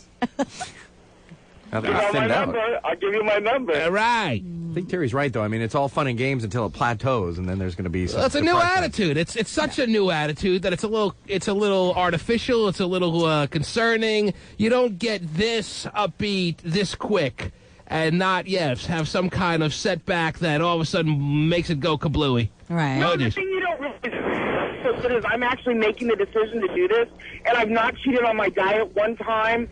You've been doing it a week. I've been cheated on my diet one time, I don't care 13 times. I'm doing it. I'm doing it. I want to be better. I want to have a life. That's good. Right. All right. Hey, no one's knocking this this philosophy of yours, this strategy. It just seems a little too good to be true at this point. It's not going to happen. I'm going to continue to go. I'm going to lose weight. I'm going to fit, and I'm going to get in shape. Have you stepped on the scale yet? Has he, since it's been a week? No, we're not doing that for a month. Oh, wow. It's probably a good move by his trainer to keep him away from the scale. It could be a very discouraging moment to be working so hard for so long, Terry. Right. And then realize that you haven't lost any significant amount of weight. He wants them to step on the scale a month from now and see a number of pounds shed. Right. So that'll bring encouragement to him to wait for the next weigh-in at the truck stop the month after, Terry. 20 more pounds till the sweater vest fits again. Wow. No. Okay, hey. Drive onto the truck stop with him in the car, and then they have to go with him out of the car so they can add it. Nobody's knocking you, Gay. We just want to make sure that this isn't a little quick, little happy stretch of short period of time, and all of a sudden you throw in the towel when the first sign of trouble sets in. I can't throw in the towel. He will come and find me. That's the motivation. He'll hunt you down. He's the Terminator trainer, Terry. Yeah, he is. Yes. Did you ever write that sign, the I love myself sign? I love me. It's on my bathroom mirror. Oh. It is? That's great. Yeah, you want me to post a picture on my website later tonight or this weekend? I'll do it. As long as you're not standing in front of it.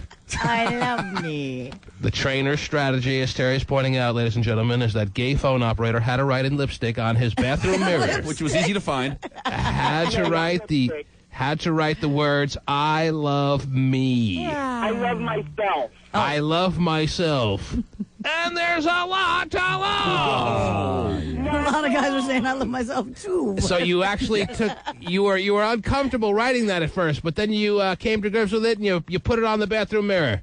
Yeah, I printed it up on my computer and I taped it to the mirror. So it's a printed out sign. Yeah. And it says, I love myself. Yeah. And it's been up there how long now? Almost a week, because I didn't do it right away. Wow. Unbelievable. Well, it sounds like it's working so far in a week. Almost too well, Terry. It's something that's definitely going to go wrong here. Yeah. He will definitely, yeah. Gay loves himself. Well, that's good. No, I don't. Yeah, I mean, I don't. I That's love. the thing. Hey, why not? I love myself every day at around noon in front of my computer.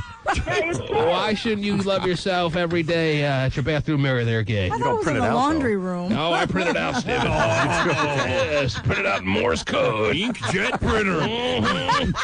You know what? I hated myself for such a long time. Come on. No, I'm just saying there's no way I can love myself that quick. Well, then why are you lying to yourself then? Tell the trainer, hey, I look at that sign and I realize I'm a lie. I only like him as a friend. I need to look at that every day and realize that I can change that It's attitude. an affirmation. Mm-hmm. But you're living as a fraud now, looking at that statement, knowing it's not true. I wouldn't want to live any kind of fraudulent lifestyle.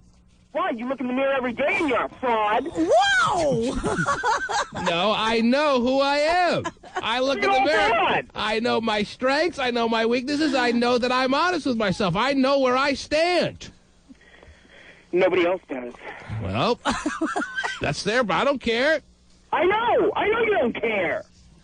There are days I love myself. There are days I don't. And on the days I don't, I'm not going to be writing in big ruby red lipstick. I love myself. Ruby red lipstick. Whatever. I got to start somewhere. And if I don't start, then it's never going to change.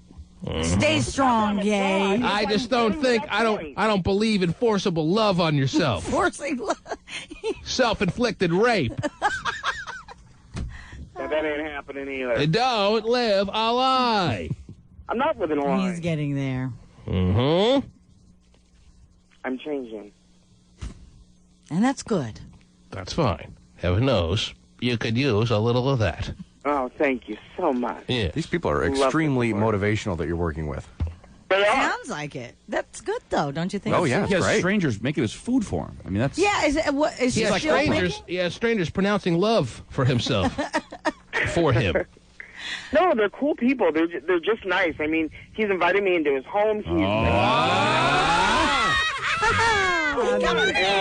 the train. What if his mirror says, "I love you too, Gay"? I wouldn't mind that. Ladies and gentlemen, he's got a girlfriend. Yes, ladies and gentlemen, Sure. Gay phone operator has a new attitude. If you would like to speak to him at this time, actually, I don't want to take any calls on this. No? Oh, okay. Even though they're already lining up. Oh, jeez, I'm There's sure. plenty of hot guys at the gym. I hope they're not going to be, like, all congratulating him after 1 week. I think people are pretty skeptical. Yeah, they could get him to cry. Please. Is that what we're trying to do? Let's make Gay cry. I tell you, apparently we can't do it anymore because I've been trying for the past 5 minutes and Gay is not crying. And Stephen even mentioned Chris from the Cuff and no tears. Well, he's got a new attitude. Wow. Chris from the Cuff doesn't love himself the way Gay does. Love yourself. Allegedly. Allegedly. Yeah. You're on the air with a new attitude. He's a Gay phone operator. Hello?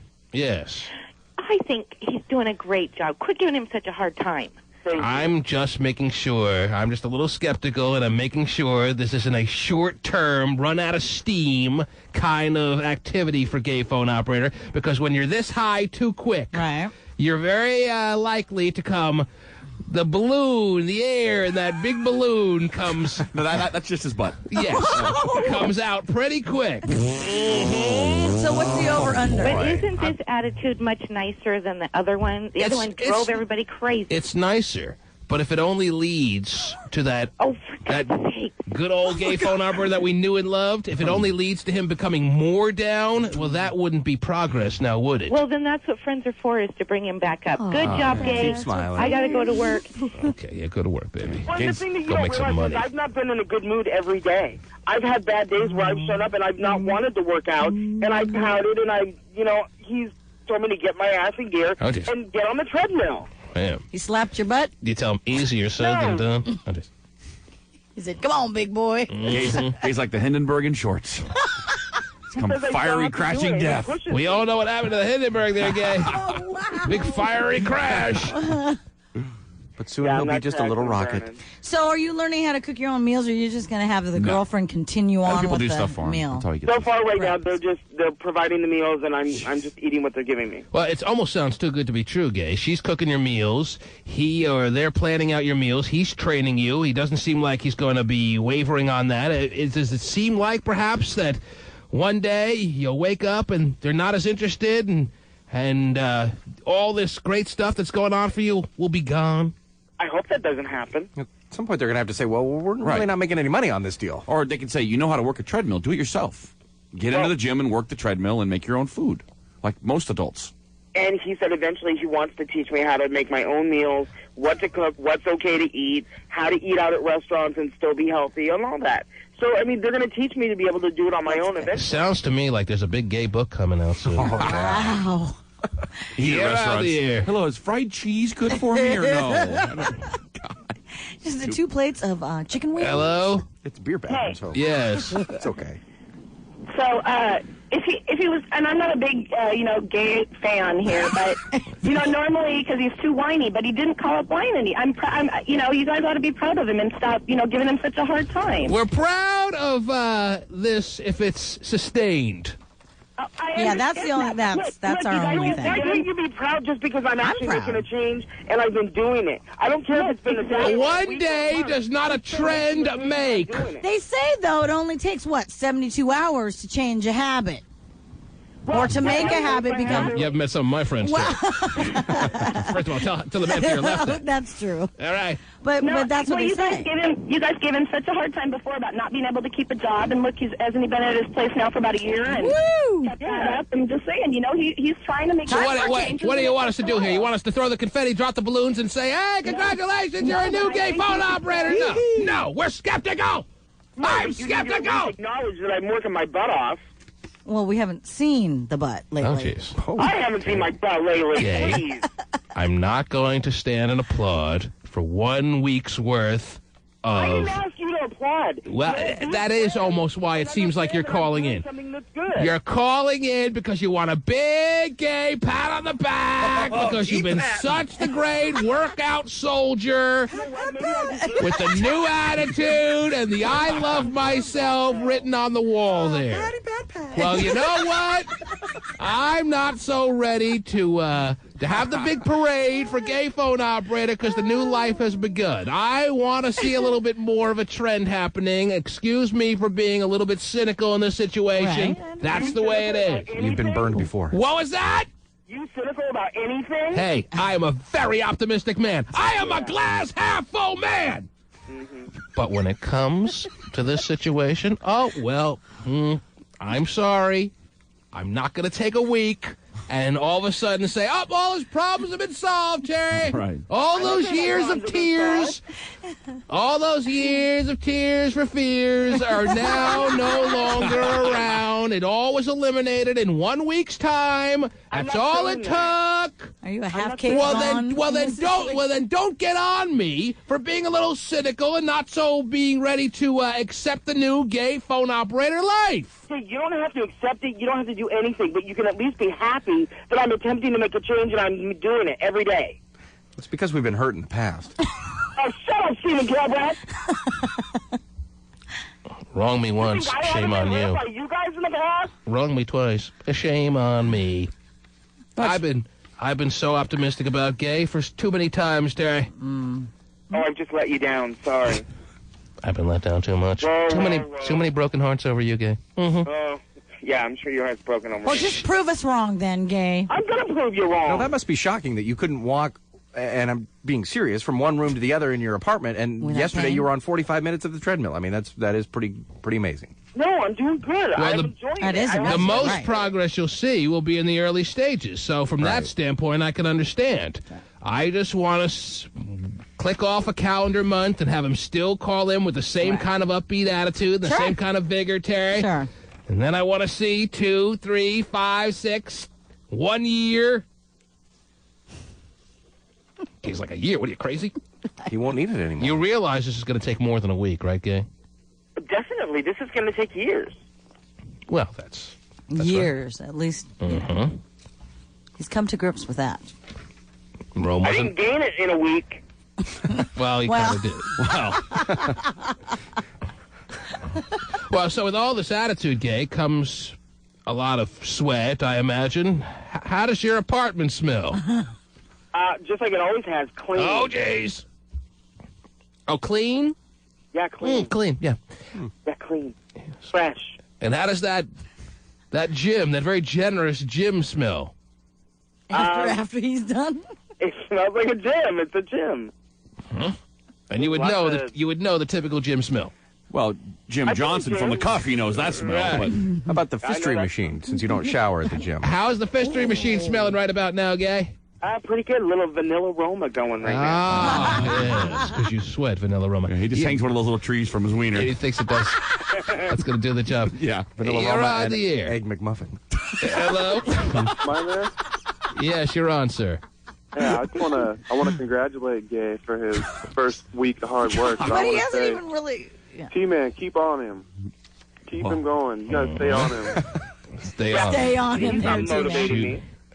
Choose your words carefully, sir. You're so happy this morning, aren't you? So giddy. I'm in a good mood. I just the fact that I can walk without pain is...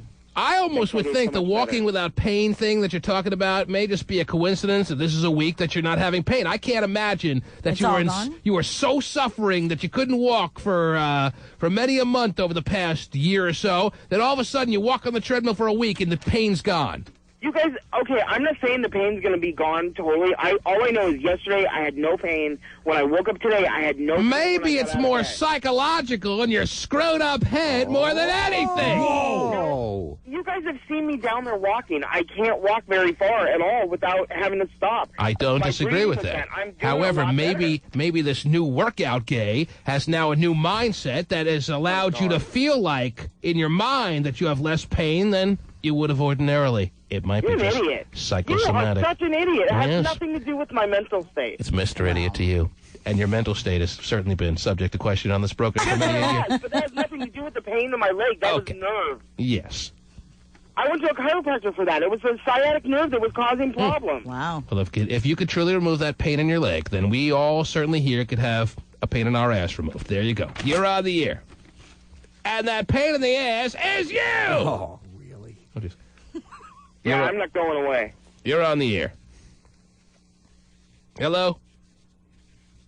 Or you're on the air. Sit there. Hello? Yes, you're on now, sir. Go ahead. How does he say that he gets up there, walks for 45 minutes on a treadmill when he can't walk his fat ass from his computer to his bathroom without breaking into a sweat? Oh, jeez. Well, he has been doing it. The trainer, I'm sure, would attest to that. I'm sure he's not lying. Right. No, and the thing is, you need It's to on, realize right? I'm on the treadmill. I have a handhold to hold on to so that I'm not just walking by myself. It's different than walking just a straight distance. Well, sometimes you hold with one hand, you have the McGriddle in the other, right? No, not at all. Okay. Well, and it's probably not like you're walking 5 miles per hour type It's thing. the only treadmill with a downhill setting on there. No, he uses the incline all the time. Okay. But you're walking at 1.5 miles per hour? Two? I don't know because he covers up the display so I can't see how long I'm doing it. You're on the air. It's all good tactics. Yeah. No, he's covering up the readout because it's saying one at a time. Yes. Hello? It says off. Yes, go ahead. Hey, man? Yes. I just want to say I totally agree with you. I mean, I think Gay's the one who, got fat in the first place. So I don't think anybody has to feel bad for him or great for him for working out for a week. I think you need to give him some time, keep pressure on him to keep working out until you actually see some results. Yeah, it sounds like a typical person that's never been overweight and doesn't understand what it's like. Well, tell him what it's like. It's hell. It's hell. I've never been overweight. Obviously. But you have no compassion because you're an asshole. Oh. Wow. Why do you lash out at anyone that may be with somewhat of a contrary opinion, Gay? Why do you have to... you're in a good mood this morning. It's not a contrary opinion. It's someone who doesn't understand, that could never understand my situation. I'm not asking people to say, hey, ooh, the fat guy's finally exercising. No. Yeah, you are. I'm This making guy's a change. this guy was saying encouraging things like, "Oh, keep encouraging him, let him go." Let's see how far he can take it and all that kind of No, stuff. but he's also saying it was his choice to be fat. You don't know what issues caused me to continue to eat. You don't know what psychological issues I had to deal with and hide behind the fat. Do you not think that most people that live any kind of a lengthy life have issues of a psychological nature to deal with? No, I think a lot of people do. But for some of So my why do you fat think that your plight was so much more tough than anyone else's in the world? I'm not saying it is. It's just that obviously he has never experienced being overweight or having issues where you protect yourself by keeping yourself overweight. So to make that comment is like, oh, he made himself fat. He needs to deal with it. Don't applaud him. Just keep pressure on him. Well, my question still is out there, Gay. Why on your happiest day that I remember in some time that you're having, why are you so quick to lash out? Because I always lash out. Whoa. His voice is changing, too. Well, but if there were psychological issues that made you fat, like things in your life and all of that, are those now gone away?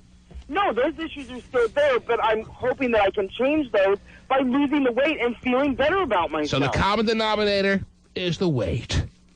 Yeah. That's the biggest issue, yeah. Oh, I thought it was Gay for a second. You're on the air. Hello.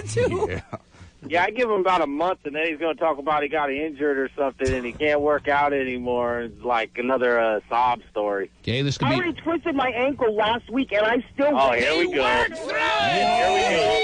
go. How'd you twist it? I was sitting on a stool, and my leg went numb, and I fell. I twisted my ankle. Really? The typical way. Right. My leg went numb. I'm sitting on a stool. Walking on my ankle. Mm-hmm. Yeah, whatever. Bastard. Your mama's a bastard. Oh, jeez. Whoa! You said that last night to me, bitch. Oh. All right, Gay. Whatever happened to the happy Gay? Now. Yeah, all of a sudden he's turning... I'm glad your ankle is recovered. Maybe you shouldn't, by yourself, climb up to put the swing up for the weekend, this weekend. Anyhow. It's a swing, not a swing. I gotta tell you, through it all... Now this conversation is coming to an end, I will tell you that your attitude is a good one. There's no doubt about that, Gay. I just want to see it sustained. I don't want it to be a sprint. I want it to be a marathon. And like Steven said, you have the psychological problems aren't going to go away from doing the treadmill. You still have to work on those. No, and the reasons that I ate, the emotional issues are still there. Right. Call him Pappy. And when those issues get to be a little bit more prominent on a day-to-day basis, you may have a day coming up next week, let's say, that those issues really start to rear their ugly head. I hope that you stay as gung-ho about this new gay phone operator attitude. Yeah. It's all part of it. You will need to call Pappy. No, I won't be calling Pappy, but I will be able to call my trainer and say, I need help. What should I do? Well, one of your 12 steps to thinness is calling Pappy at some point. Yeah, I'm not calling telling him you forgive him for breaking watches on you. It's never going to happen. Okay. I'm pretty sure your trainer doesn't want you to call him for personal problems either. Hey, the gun is sounded, and Gay is out of the starting gate. He is. With amazing speed. Wow, look at him go. Will it last, ladies and gentlemen? Or will he peter out before he even hits the first 100 yards, Terry? And we know he's not part of the Breeders' Cup. Whoa. Maybe one day he can be. Mm-hmm. Maybe this will knock him straight. Oh, jeez. All of a sudden he'll get thin and heterosexual, Terry? No. Girls finally like him. That's what he wanted his whole life. Mm-hmm. No. Okay. Gay. I'm going to be hot, buff, and gay. Oh, jeez. Hot, buff, and gay. If that's the goal, I don't want any part of this, Terry. I really want to see I like this. them fat, flabby, and gay. Or hot, buff, and gay. All right. He's a sizzling gay man. Please, Lord. The T-Man. Cube 93. What happened in Vegas?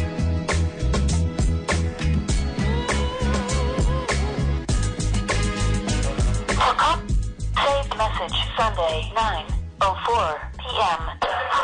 It's me. You're so hot. Terry, you remember the Pat O'Brien tapes, right? Oh, absolutely. We played them last week. We played them in their entirety. Mm-hmm. We had to edit every other sentence or every sentence because Pat O'Brien was a swearing drunk bastard, pretty much. Or at least that's part of his claim, that he was a drunk man on that occasion who was currently in rehab. He's due to get out of rehab not until May, Terry. This is a serious stint in rehab. And the rumor about Pat O'Brien is that Dr. Phil has stepped in and invited Pat O'Brien, upon his completion as far as rehab is concerned, to come to his studio and sit on the Dr. Phil couch to be further evaluated. No, that would be something. Mm-hmm. Would that be a ratings bonanza? Oh, absolutely. Pat O'Brien has been invited to be evaluated further by Dr. Phil. those two little perverts sitting there. You think Dr. Phil's as bad as Pat O'Brien? Oh, probably. I think Dr. Phil just wants to join in on the parties that Pat has. I think so. I heard you mention coke and hookers. Can I get an invite? Right. I want to suck your Oh, geez. Wow. talk dirty to you. Off your face. Get another woman up. Hire a hooker. Let's get crazy. Get some coke. So you get this message. So you think that's when Dr. Phil put him on the list and said, oh, I got to invite this guy on the show. He knows how to partay. Yes. You won't rat on me for doing coke. Right. Or What do? hookers.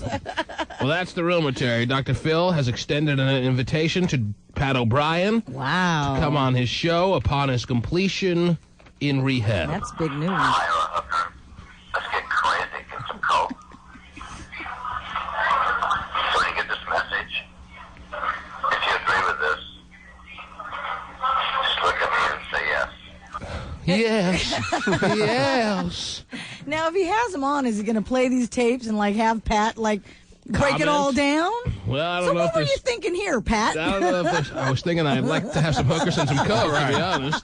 That hasn't changed. Pretty cut and dry there, Dr. Phil. As a matter of fact, if I stay here any longer, I'm going to need to go back to rehab. It's funny, he's the first person to get drunk and never slur their words. Okay. As drunk as he claims he was, Terry, to the point where he needs to go to rehab for 2 months, for 3 months. Yeah. He seems pretty lucid. He seems pretty on top of what he wants and how he wants it and when he wants it, and doesn't seem to be stumbling or stammering like I have always seemed to find associated with the drunken state. Mm-hmm. Just look at me and say yes. God, you're so hot. I don't know what's wrong with me. I don't do this. But I want to just make you crazy. Would it make you uncomfortable to see a Dr. Phil show where he's playing these tapes and saying, Pat, is that the real you? I think it would be kind of uncomfortable just because, I mean, I mean, to actually have him sitting there and listening to things that he has said is kind of... Will Pat O'Brien accept? Will Pat O'Brien accept the invitation by Dr. Phil if it's a true invitation and not just a mere rumor, Terry? If it's a true invitation, I don't think he will. I don't think he will either. I don't think so. I don't think he really wants to Pat come face to face with his demons, really. Mm-hmm. I think he's just in the rehab. He's in rehab. Well, he could be in rehab and just sitting there going, yeah, whatever, people. Oh, jeez. But... He could be going to the nurses. I want... yeah, he could be replaying his tape to the nurses. I want to bleep all over your face. Right. Let's get some Jell-O and some cable TVs. I just want to make cigarettes. you crazy. Is there any woman out there, Terry, who could have this message left on her voicemail and be turned on? No, well... Come on, the answer's yes. Probably, yeah, one or two, maybe even more. I don't know. I mean, well, it depends on who it's coming from. If it's from a stranger, no woman's going to be turned on. Right. I think from a stranger, they're more turned on. I think 50% of the female population love this message. You think 50%? Oh, no. And only, I think it's a little creepy myself. And only 1.5% will be willing to admit it. Oh, okay. 50% of women listen to this voicemail message and are playing with themselves right now. Oh, wow. Really? Maybe not right now, but later. Later on? I don't know what's wrong with me. I don't do this. But I want to just make you crazy. 50% of the women out there are like, come on, Pat, make me crazy. Make me crazy. Pat O'Brien? Come on. Yeah, he's got the very cheesy mustache, Terry. Yes, he like does. we never should have thought for a second this wasn't happening in his life. Right. Coke hookers, lame messages. Yeah. But the 50% of the women, this message is not lame, Terry. Oh, that's right. This message is a major turn on. Make you crazy.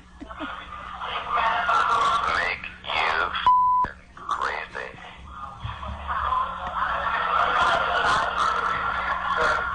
Convince Betsy that you're into her. I want you guys to make out. So you get this message. If you agree with me. I don't know why my phone doesn't take messages, by the way. Because nobody calls you. Right. Any of these fuckers do. Let's just have sex and fun, drugs. Eat. How can you argue with that? Sex, fun, and drugs, Terry? It's like college. I mean, whatever. Who cares?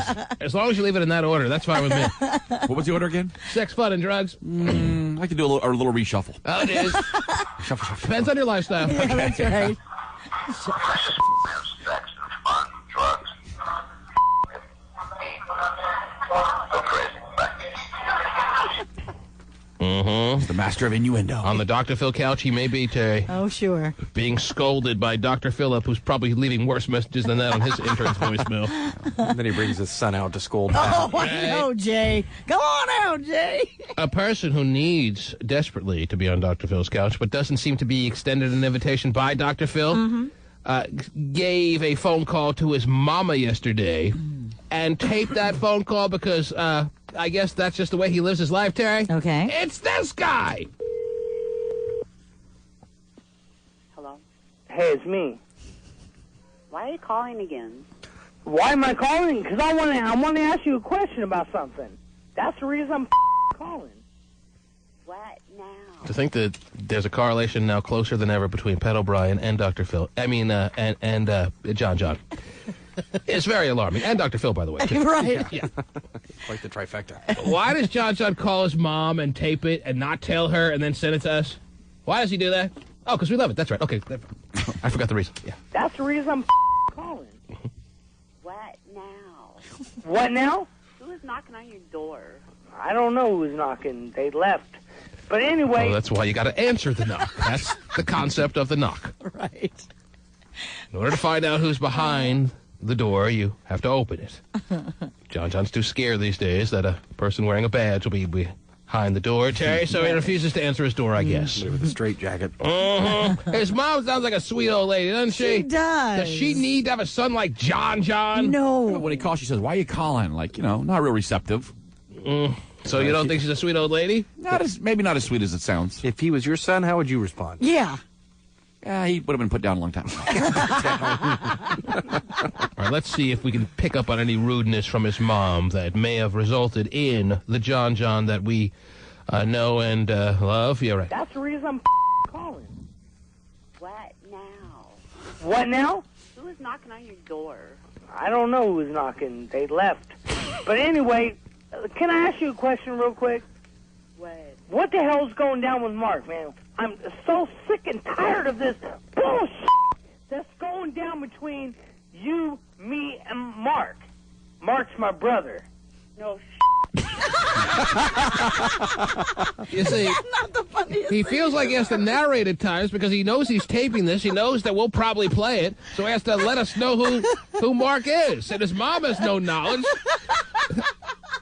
And this is my mom I'm talking to. Right. You think? Mark's my brother. No All right, let me play the rest of this in a bit. Let me take a break, That is hilarious. and then we'll come back. Really? Is Mark your brother? Unbelievable. You don't want to go there for Thanksgiving? I may have to turn down the invite this year, yes. Right. The T-Man. Hey, it's me. Why are you calling again? Why am I calling? Because I want to ask you a question about something. That's the reason I'm calling. What now? What now? Moms are not supposed to say that to their sons, Terry. No, that's guess what I'm saying. not. When you call, was that Steven's point earlier? Yeah. If your mom says, "What now?" that may bring about some psychological problems in an adult's life. Is that what you're saying, Steven? Well, I think if he's my son, I would say that too. But I was the one that was suggesting that she wasn't nice to him. Yeah, you were. I see. What now? What now? Who is knocking on your door? I don't know who's knocking. They left. But anyway, can I ask you a question real quick? What the hell's going down with Mark, man? I'm so sick and tired of this bullshit that's going down between you, me, and Mark. Mark's my brother. No I love that. No you know what? I hope he gets locked up for the next 15 years. That's nice. That's brotherly love for you, huh? Yeah. Mm-hmm. 15 years. I'm pissed off. And I tell you what, the last son of a bitch that ever does our family wrong again will be the last time that son of a bitch ever lived. I think he is due to star in The Family Man Part 2, Terry. They're going to eliminate Nicolas Cage from the storyline and put John John in there. Oh, he'll be great. Yes. Does our family wrong again will be the last time. He's almost making it seem like he's talking about an outsider. He's talking about his own brother, the next one who does our family wrong. Your brother's part of your family. Well, maybe not. You're inside the family. You're allowed to do the family wrong. Yeah. John John knows how to treat a family. Yeah. I tell you what, the last son of a bitch that ever does our family wrong again will be the last time the son of a bitch ever lives. Oh. I do not appreciate. That's quite the threat. He's suggesting he's going to kill anyone that threatens the family again, Terry. Right. Mm-hmm. Did you hear the threat? I heard. Does our family wrong again will be the last time the son of a bitch ever lives. I do not appreciate anybody hurting us and hoping and wishing that we die. That's what I'm saying. I've been dealing with this for months. I don't want to listen to it today. No, I'm pissed off. And I do not appreciate the fact that I'm being treated like a little walking Mario brother hooching little bitch. Oh, jeez. Did anyone catch that? Not sure. He doesn't want to be treated like a hoochie bitch. What? Martyr brother, hoochie bitch. He said Mario brother. Yeah. Mario brother? Yes. It's an old school reference, Terry. Yes. No, I'm pissed off. And I do not appreciate the fact that I'm being treated like a little walking Mario brother hooching little bitch. Little walking Mario brother, little hoochie little bitch. I guess so. One more time, please. I'm being treated like a little walking Mario brother hooching little bitch. Little walking Mario brother, hoochie little bitch. There you go. Wow, you're good. That's a mouthful.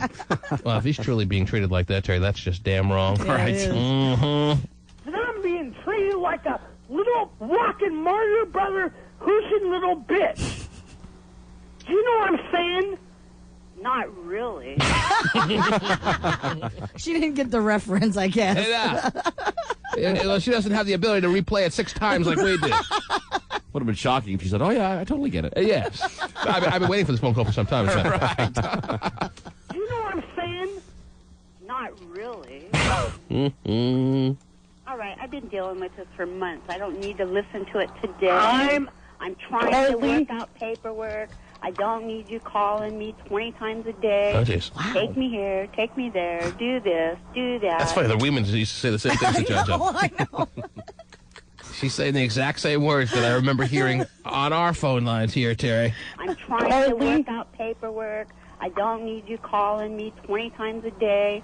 Take me here, take me there, do this, do that. He only calls her 20 times a day, Terry? Only 20. He calls us 20 times within an hour. I know. Plus everything else that's going on. What the Mom? I ain't gonna listen. And you don't want to talk to me. You know what? Goodbye. Kiss my ass, you son of a bitch. That's nice. Wow. Jeez. Glad they could have a happy ending on that phone conversation. You wonder why she's not nice to him. Yeah, okay. No wonder she's saying, what do you want now? Do you think if she was a little nicer at the beginning of the call, the end of the call would have been smoother? Yes.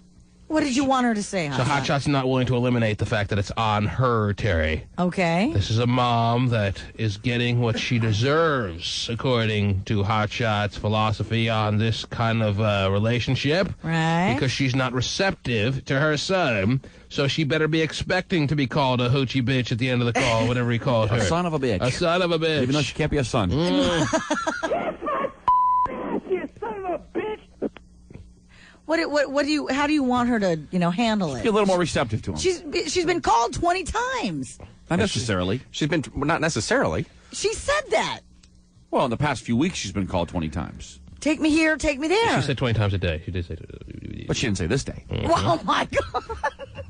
In the past, it's been 20 times a day, but today was the first call. So if someone could have been a new John John. If someone out there was willing to, if someone out there was willing to just welcome John John in, you'd find there'd be a new and improved John John. Yes. Today. Let me see. Maybe he should be more welcoming to himself. I'm trying to work out paperwork. I don't need you calling me 20 times a day. Take me here, take me there, do this, do that. Plus everything else that's going on. What the Mom? I ain't gonna listen. And you don't want to talk to me. She's hanging up on goodbye. Yeah, I don't want to I listen. love you. Bye. What the Mom. I ain't gonna live. And you don't want to talk to me. You know what? Goodbye. You son of a bitch. Well, it's not like she hung up on him. She did say goodbye. It's nice of her. You know, she said, okay, goodbye. All right, ladies and gentlemen, if you have problems out there, I'm sure you're feeling much more willing to talk about them now that you realize they're not that drastic. Right. It is a Fractious Friday, and why don't I reopen the phone line, Sherry, to see who wants to speak about life this morning. Okay. If you would like to call and talk about anything as far as life as you know it is concerned, 1-866-663 T-Man is the number to call.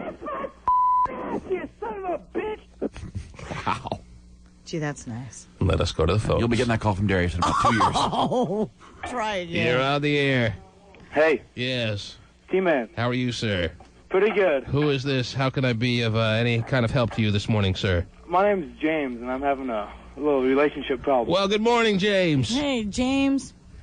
Hey, I'm having a problem because I got this girl that I like and everything, and me and her, she likes me too. Everything's going good. That's always a bonus, isn't it, James? All right. You want to turn that radio down in the background, James? Yeah, hold on a second. Okay, we'll hold as long as it takes. Okay. You son of a bitch. All right, hold on a second. It's getting turned down. Mm-hmm. But so you have a girl who likes you, you like her, and what's the problem? everything's going good and all, but Everything's going good. I don't hear a problem yet, Terry. Neither do I. Why are you calling? So what the hell do I do, T-Man? Yes? She wants to have sex, and I ain't down with that. Why aren't you interested in having sex with a woman that you like her, she likes you? You're sounding like a guy who's, in your late teens, early 20s, right? 19. You're 19, okay. But I'm all down for having sex, but she said that if she gets pregnant, she's going to have an abortion, and I ain't down with abortion. Okay, listen, dude. This is the year 2005, in case you lost your calendar. Okay? There are at least a minimum of 11 perfectly acceptable means of contraception that I could list for you right now. Yeah. There's no reason why you can't have sex with this woman and protect yourself from all unwanted pregnancies and unwanted sexually transmitted diseases. I understand that, and I'm all... Have sex with this woman! What are you, nuts? Although if she gets pregnant, what happens? If you use contraception and you know how to use it properly, well, then there's absolutely no reason to think she's going to get pregnant. Unless she's going to carry the baby Jesus, which would be very special. Yes, it would. Then there's no reason to worry about an unwanted pregnancy. Educate yourself on contraception, how to use it properly. It shouldn't take more than a week. And it's only about 99% effective. Oh, that's not good enough for you? Okay, then don't have sex. If you're too scared, if you're going to live your life all scared like that, well, then don't leave the house. Don't walk under any bridges. Can you walk under bridges? Don't drive any moving vehicles, because there's only a 99% chance that you'll drive a car in your life and not get in a major car wreck that'll bring about your untimely death. So why drive a car? It's a risk that I don't want to take. Well, then don't do it. Then don't do it. That's true, yeah. I'm telling you, if you're finding that risk, that 1% risk to be too much for you, well, then don't do it. But if that's the kind of life that you live, that you worry about all these 1% risks, well, then stay under your covers for the next 60 years. Don't leave the house. Well, it's like a 1% chance in my mind that someone's gonna end up getting killed. Because to me, abortion is murder. So it's like. But I'm telling you, dude, there's no reason, as I said, if you educate yourself on how to use a condom properly, if you want to double up on contraception, even better. There's absolutely no reason. You're just scared. There's no reason for you to abstain from sex if you really want to have it because you're worried about pregnancy. I'm not saying don't take the necessary steps to protect that situation from happening. But after you do that, there's no reason not to have sex. Okay. Go out and have sex, would you please? All right, I have one last question for you. She's pregnant. I know, huh? Yeah. Now, make sure you heard what I said, though. Don't have sex until you feel confident that you know how to use the contraception properly if you're this much against, at this time in your life, having a baby, and you should be at 19. Mm-hmm. All right? Yes. But don't live your life in fear. To live in fear is not to live at all. I got one question. Now, repeat that for me. It was a very big moment on the program. I want to make sure it made an impact with you. Repeat that for me. You don't even know what I said, do you? You told me not to have. No, I want you to the last. I was confident. No, I knew how to that's use true. contraceptive. That's true. But I want you to repeat the last line to me. It's a very important way to live. Listen up. Oh. I want you to say it. I don't know. You didn't listen, did you? Why'd you call? Because he's so worked up right now. He's breathing heavy. He doesn't know what you went. I'm at work right now, and so there's a bunch of crap going on in the background. What's your name again? James. James? Yes. To live in fear. To live in fear. Fill in the blank. I don't know. To live in fear, James, is not to live at all. Okay, to live in fear is not to live at all. Don't turn into a kill breath. Oh, wow. The non-risk taker that he is. Mm-hmm. I like Steven. Well, he's a nice guy. He is. There's a lot to like there. But I have one last question about relationships. Oh, jeez. Is that she, Is James, do you consider James a young-sounding 19? Maybe he's just not ready overall to have I don't sex? think he's ready at all, period. James, if you're just not ready at all, and you're just trying to masquerade it by saying, I'm so scared about pregnancy, and that's not the true reason, but the true reason is that you're just not mentally ready to have sex, that's a whole different story, James. And I'm starting based on hearing the sound of your voice and the way you go about presenting yourself. Maybe you're just not ready to have sex, period. I'm ready. Especially on a period. Wow. What? You ready? No, he's not. Doesn't sound like Make sure, two things, James. Make sure you're ready, and make sure if you don't want to impregnate a woman that you use contraception properly. Can you tell me where my wee-wee is? That's going to be the next question. Maybe not ready, sir. Yes, Do you James. think that a relationship could be based, or that you could have a sexual relationship with someone if you only had anal sex? Okay, whoa. Wow. James, there's no better kind of relationship. Oh, stop. With a woman. That is the ultimate. Come on. That is the ultimate relationship with a woman that I can think of, James. All right, because that's what we were talking about the other night. Put it right there in the Steiner, and you don't have to worry about contraception. James, it's not the most romantic and loving one, though. But, all right, so if she's talking about that with you, well, does she have an older sister? James, don't let her pressure you into things, man. Yeah. Oh, jeez. There's a lot of pressure when it comes to... Oh, jeez. Gay phone operator would say it's loving. James? Yes? Maybe you need some time. Maybe, A lot of time, James. Yeah, more than we have to give. Okay. Yes. But, James, we appreciate the phone call, and we hope that you give us progress reports over the coming days, weeks, and months. Sound good? Yep. You're going to get a phone call in the next couple of weeks. Hey, T-Man. All right, James. Take care, buddy. Bye. All right, it's James, ladies and gentlemen. Wow. James is in love and Yeah. trying to make a go of it. He's a good kid. You son of a bitch! You're on the air. To live in fear, sir. Anyone there? Oh. No. Well, we didn't speak quick enough, Terry. Not to live at all. You're on the air. You're on the air. Hi, Yes. my name's Alicia. To live in fear, Alicia. What? To live in fear. I don't live in fear. Okay. She didn't get it. It's not to live at all. Never mind. All right, go ahead. Yes, Alicia. Okay. Yes. So, I'm 19. I have a 5-month-old son. With James? I was just going to say. That's why he's scared. Yeah. Man, the time moved that quickly, Terry? I guess so. Yes, Alicia. What about your situation would you like to speak of? Okay. I have a 5-month-old son, and I have somebody that I'm seeing that's 27. And What about the father of this child? Where is he where is he in the picture here? Where is he? Is he not in the picture? Is he He's prison? my friend. He's a friend. That's nice. God, that's great. And does he have a relationship with the child? Of course he does. Any kind of relationship with you or what? Yeah, we're friends. You're We're really- friends, and he does his part in doing what's right for the child. Sure. Mm-hmm. It's better than having a baby with an enemy. Okay. And what's the deal with this 27-year-old? You like him? Yeah, he's kind of weird though. Like, okay, he has a 3-year-old son, and I'll talk to him, and he'll disappear for a couple days, and then he'll come back. Mm-hmm. Or like he'll come over. Sounds like a 27-year-old dating a 19-year-old to me. Yeah, it does.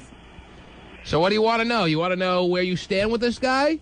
Yeah, isn't that weird, or is that normal or something? No, it's not normal. It's not. It's normal for a 27-year-old guy. Yeah, for a 27-year-old guy with a 19-year-old, but doesn't speak well for where you stand in the relationship. It's not something you should say, oh, that's the way relationships work. In that sense, it's not normal. Right. That's not the way a true relationship that is functioning well and has two parties that actively are as interested in each other as the next, that's not the way they work.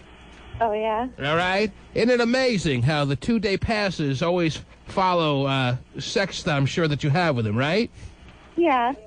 Coincidence, I'm sure. So where would you like it to go with this guy? I don't know. I just wanted to know if that was, like, normal or not.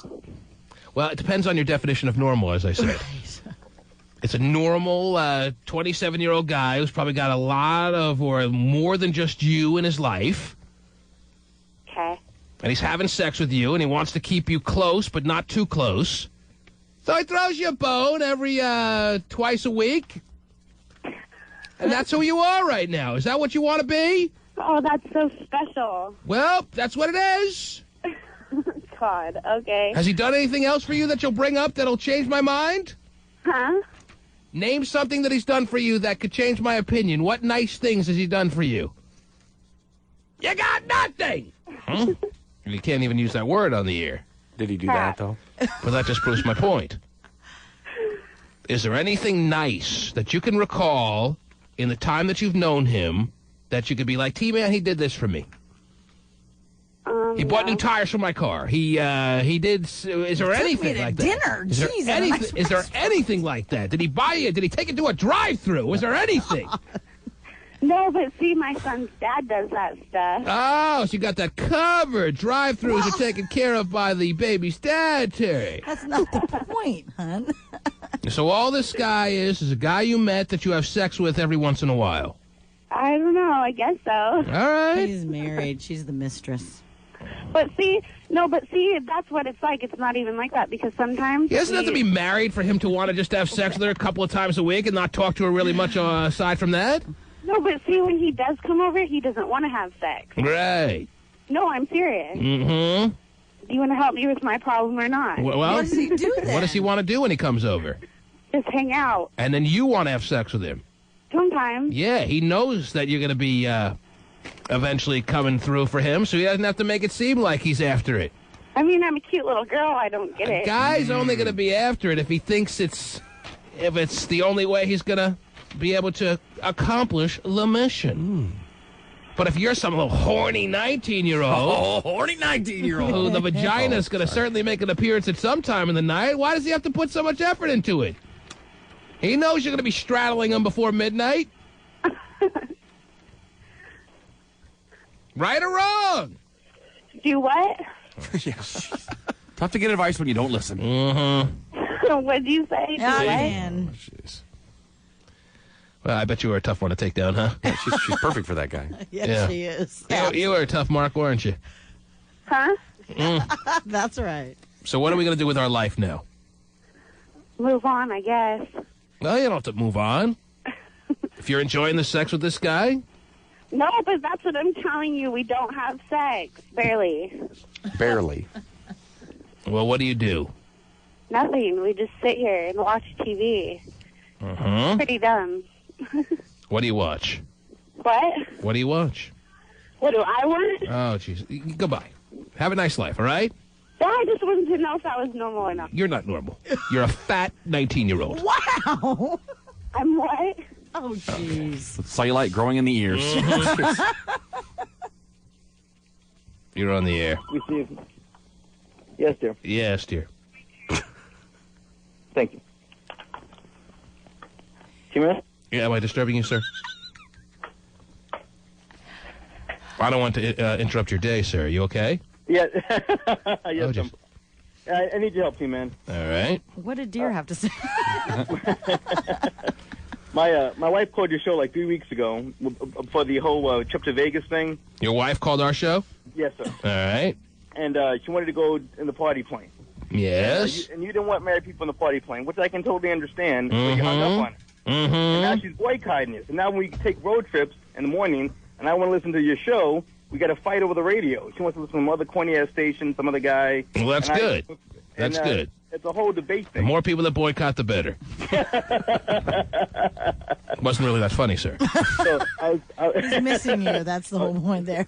So I was hoping you could call her and persuade her to stop the bickering. Let's go I'd back rather to her the listen show to we another enjoy. show. I think it's progress. All right? What's that? Thank you. There he goes. Now maybe you've pissed him off, too. Good. Right. You're on the air. Hello? Yes. Hey, how's it going, T-Man? Pretty good, sir. Well, I have an issue with an ex-girlfriend of mine. She's, she's, whatever you call your first love or whatever. Your first love? No, you call that your third love. Mm-hmm. Well, I haven't had a second or third, so I'm assuming it's first and only. All right, so it's your first love. Okay, but we've been broken up for about 8 months now, and I've been trying this whole time to get her back, and she just wants to do, the normal friends thing. Mm-hmm. Pretty much she wants all the good stuff out of friends, comfort, support, back rubs. Wow, really? But she doesn't want any of the bad stuff, any baggage or anything like that. All right, so? So I'm kind of stuck in the middle. I mean, she kind of leads me on like she wants to get back together, but then every time I try to go for a little nookie or something, shut down. No. Just like that. Well, that's not something you're interested in. Then you move on. You don't need that crap. He's having a hard time getting over the first love. Yeah. Well, yeah, it's kind of hard. I've tried multiple times to just kind of. Oh, so you have what's that term? That feelings for her. Oh. Yes. Oh yeah, that term. Oh, exactly. He's got emotional ties. We broke up. Lord. I cheated on her. Man, what's with all these soft and fruity guys that are calling in today, Terry? I don't know. It's starting to alarm me. Yeah. I thought I was making progress in the elimination of the pussification of men, Terry, over the past couple of years. Mm-hmm. Now I think that I may have lightened up a little bit, and here they come back again. Arriba, chichi. With a vengeance. But, sir, are you a soft and fruity with a candy center kind of guy? Am I a what kind of guy?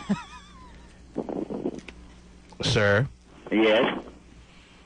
So what is the plan for the weekend? Are you going to see this girl? Are you going to be hanging out with her? Are you going to be like following her around like a lost puppy dog, trying to get a little ass and doing all these nice things for her, and then being told by her that she likes you as a friend that those days are over? Is that who you are now?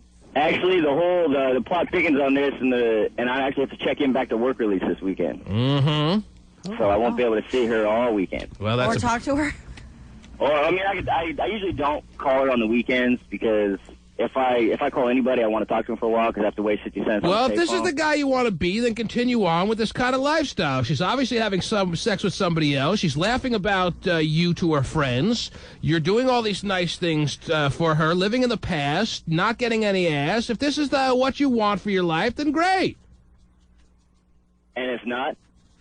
Well, then move on. Sever all ties. Sever all ties.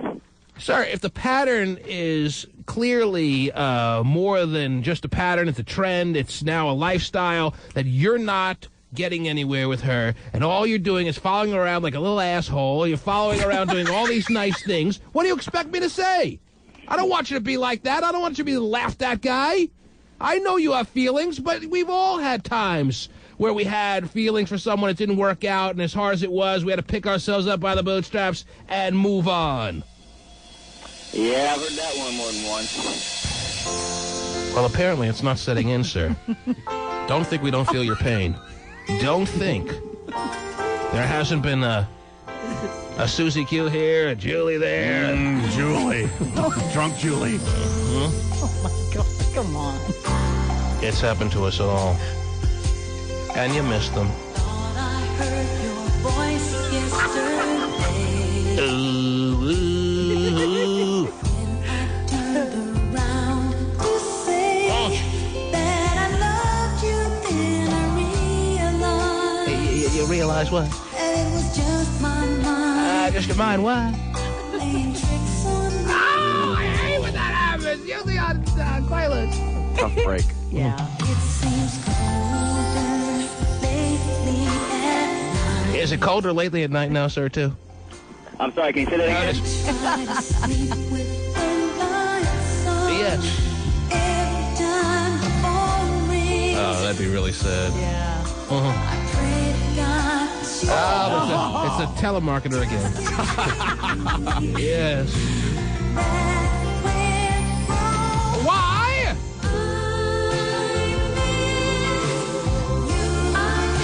Sir, what's this woman's name that you're following around like a lost puppy? What's her name, this woman? Her name is actually Alicia. Okay, why don't you tell Alicia, sing it loud, sing it proud. Maybe it's your last chance to make it work with her. Let her know that you miss her. Come on, you're embarrassing yourself enough already. You can't do any worse. Oh, I don't know about all that, man. Whatever, dude. Don't make it like you're like some big tough guy that you think you are. You're following around like an idiot. Yeah, I'm not going to deny that. Okay. So then But he's sing. not soft and fruity to Then man. sing like the Jets. The Jets. Isn't that who it is? You think everybody's the Jets? No. Climax. Sing like Climax, because it's Cooley. not what you're going to have at any point soon, and tell her you miss her. No. Okay, he doesn't want to admit that. He'd rather follow around and do all these things for her. No, I'm just going to... I'll sing it for you, sir. On behalf of Dude to Julie, what's her name? Alicia. Yes, you. I miss you. There's no other way to say it. Oh, Alicia, I miss you. I miss you. I love this mix. Uh-oh. Sir, you've got to gather your senses. Yeah. Ooh. You've been through worse kind of weather. Are you hearing me, man? Ah, so pathetic. He hung up, Terry. Oh. He's got plans to pick her up from work today. Right. Buy her beer.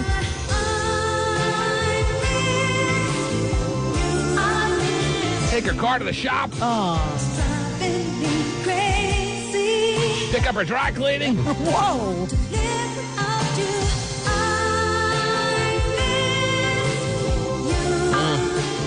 Wash her vehicle.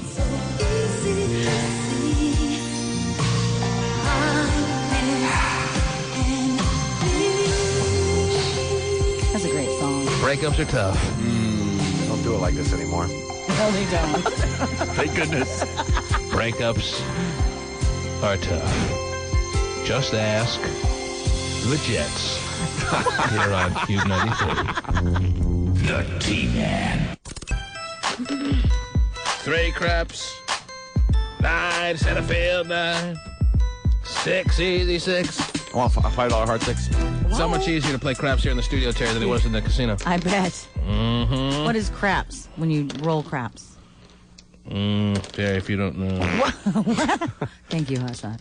9 center field 9. It is fun watching you play, though. I mean, it gets taken away and then it gets put back so quickly. Oh, it is. Terry, do you want me to set the point for you? Sure. Okay. Yes. Coming out, We got money on the pass line. Coming out, here, coming 100% on the pass line. Coming out. Oh, wait. Sloppy dice. Hold on. Sloppy Coming out. Oh, 9. Oh, no, 10. 10's your point. 10. Put your eyes up. I want a $5 hard 10. I want to put 150 behind it. Well, the 10 is the coming out roll. You're so wishing you played the don't pass line. But no one, you can't play the don't pass line. You do so much better. Silly.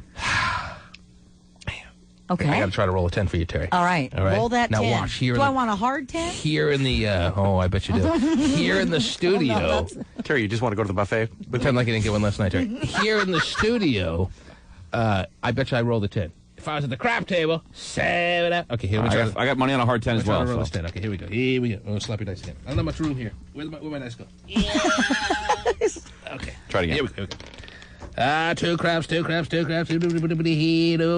easy, 8 11, you 11. Okay. We're gonna. Oh, there's a hard 10. I won. See, I told you. Oh, Lord. I win here.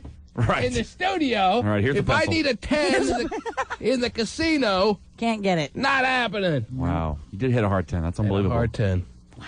I'd have been back in business. Mm-hmm. No, instead you went to the war table and put yourself back in business. Okay. You're on the air. Hello? Yes. Hey, how's it going, man? It's going all right. I'm going to set another point here. Here we go. Coming out. Oh, 9 to the field. 9. Wow. You can hit that. Uh-huh. Can I get a hard 9? Go ahead, sir. What's up? 4.5. Well, I got another relationship issue. All right. First off, though, I ain't no pussy, man. I ain't no pussy. He's letting you know he's no pussy there, Tina. 11 yes. Just go ahead. Yeah. Go ahead, sir. Talk. 8 hard. We may have lost him. Yeah, I think so. 10. What did I need? 9. I need a 9. You need Okay. 9. Go ahead, sir. Yes. What's going on is I'm living with 7 now. my daughter's mom, and Yes. we have a 4-year-old daughter together. And basically, the thing is, you know, we coming out, roll. Here we go. Speed it up, sir. 6 is your point. 6 hard 6. Yes, go Is ahead, that better sir. than to have a lower coming out? A number 6 and an or- 8 is the easiest to get. Ah, yes, sir, okay, but- gotcha. Go ahead, sir. Yes. I'll remember all that next time I go back. There are more combinations of 6 and 8 on the dice than there are any other point, but the most combinations you'll find on 2 dice make up the number 7, which is your the number that ruins all the fun normally, Terry. But go ahead, sir. Yes. What are you waiting for? What's standing in your way here, buddy? Tell us a story. I don't know, man. It's hard to talk right now. That's all. I wonder why. Hey, did I need an 8? No, you got a 6. We had a 6. And I need a little puck by the ball. See, I thought you was trying to help me, man. Go ahead, he's man. waiting for your story. You're the expert, man. Well, anyway, what's going on? I live with this girl. We have a kid together. We've been together for almost like 5 years. We've been kind of like broke up or whatever for like 5 months or whatever. And you know, I know she's seeing this guy right now. 7 out. You're done. I'm glad I'm not betting. Sir, what are you waiting for? Tell me the story. We got the. Talk, man. All right, go ahead. What happened now? He's living with his baby's mama. I got that part. All right, so I want to know what the best way for me to handle this is because I mean I don't want to lose her completely. You know what I mean? Jeez. Do not roll. You know what I mean? But I mean like winner, winner, 7. Yes, winner. So you want to be unfair to your baby's mama, and you can date whoever, but she can't date anyone. Oh no, that's not the thing. Can she date whoever she wants, sir? That's what he's having an issue. Hey, let me about. roll the dice. 6 or higher, yes.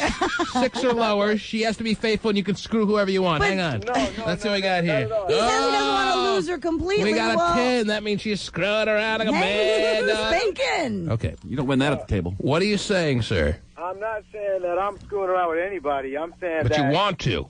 No, not like that. I want us to be together, and she wants us to be together. She knows that we'll be together eventually, but right now she just wants to do her thing, and I'm not gonna. Oh, she wants to go out and screw other guys. Yeah. That little hooker. Little hooker. Oh, wait, let me see. 7 or higher, she's a little hooker. Hang on. Oh, 8. I think Jeez, a hooker. 1 or higher. So you're supposed to sit around and tolerate while she gets her fill of men, and then all of a sudden she'll decide whether she wants you or not? Well, yeah, basically. She's kind of sat around, had his baby, waiting for old boy to do whatever he needs to. How do you know, Terry? You've Because he talked to her? just said. He said they've been together for about 5 years. They have a child together. Why didn't you make it official if you want to be with her forever? What have you been doing? This is what happens when you listen to the caller.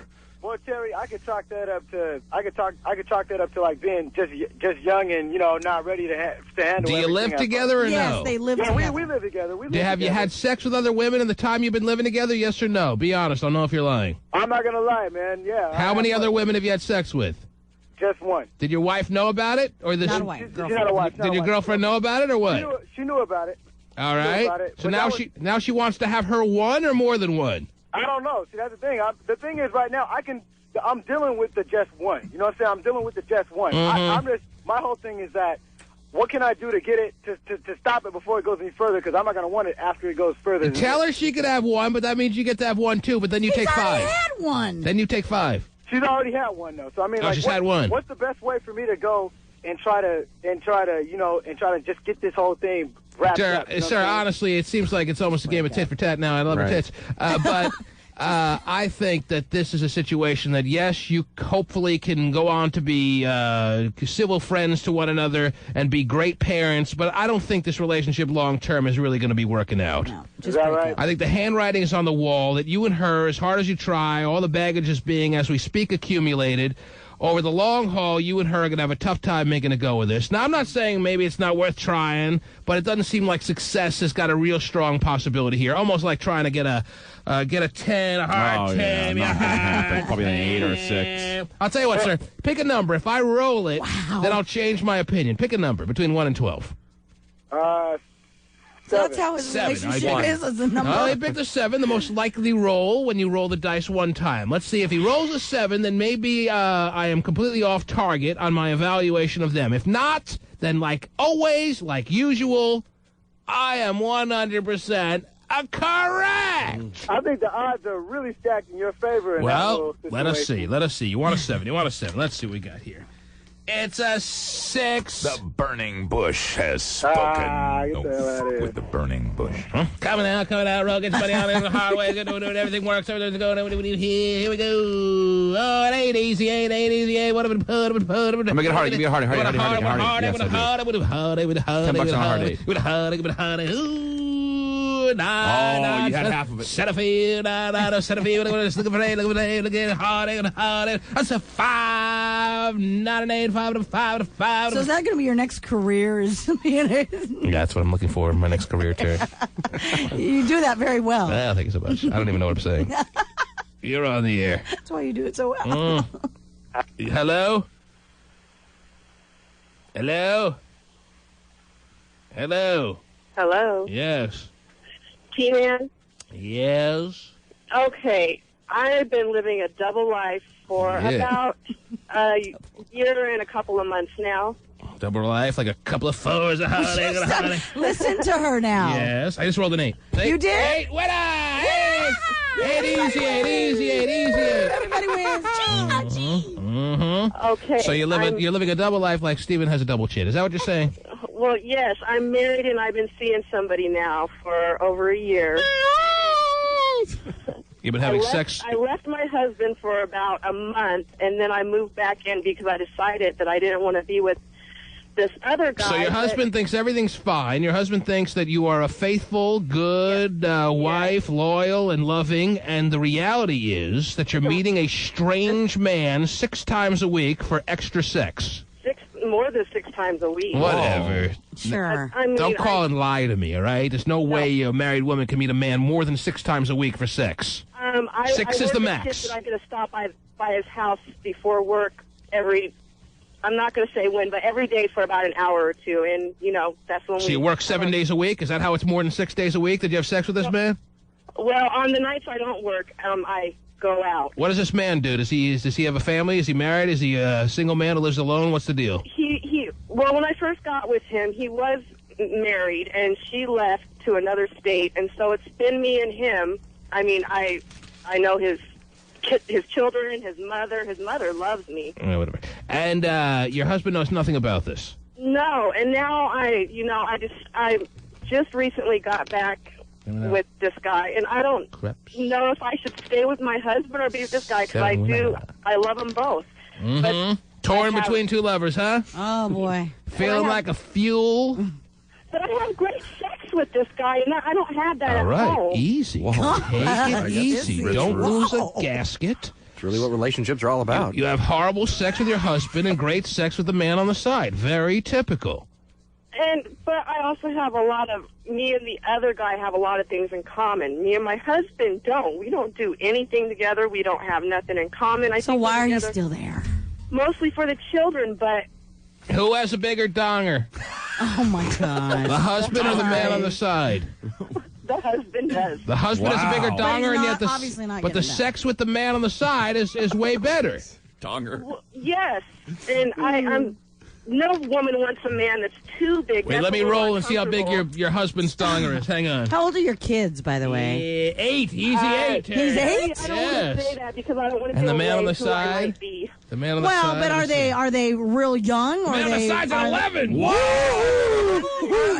are they like preteen? Are they grown? Are they? One's in elementary school and one's not in school yet. Oh, I know who this is. Oh, I do too. Oh my gosh! All right, so what do you want to do with this life of yours? What do you think you're leaning towards here? I have, T-Man, I've been fighting with this for a year. That's why I'm calling you, because I don't know what to do. It seems like you're making the decision whether you're acknowledging it or not. I mean, it seems like what's coming out of your mouth indicates that you're with everything in common with the guy on the side, that you're with him mentally and not with your husband. You're just with your husband as a means of formality. Because of the kids. Well, so you want to talk about how you're torn between 2 lovers and feeling like a fuel, but that's not the case. Oh, another set of lyrics. I didn't know there'd be a second stanza. I thought it was a chorus, too. Terry, I thought I was leading into it so perfectly. I know. I thought, what do you mean you don't know what to do? You've been doing it. Yeah. You've been doing it. Should I You've been just giving. leave this guy alone, or should I leave my husband and go with the guy that I'm... And if I told you to leave this guy alone, you would leave him alone? Of course you wouldn't. And you know why you wouldn't? Because you believe that in your mind you are... Coming up. 5.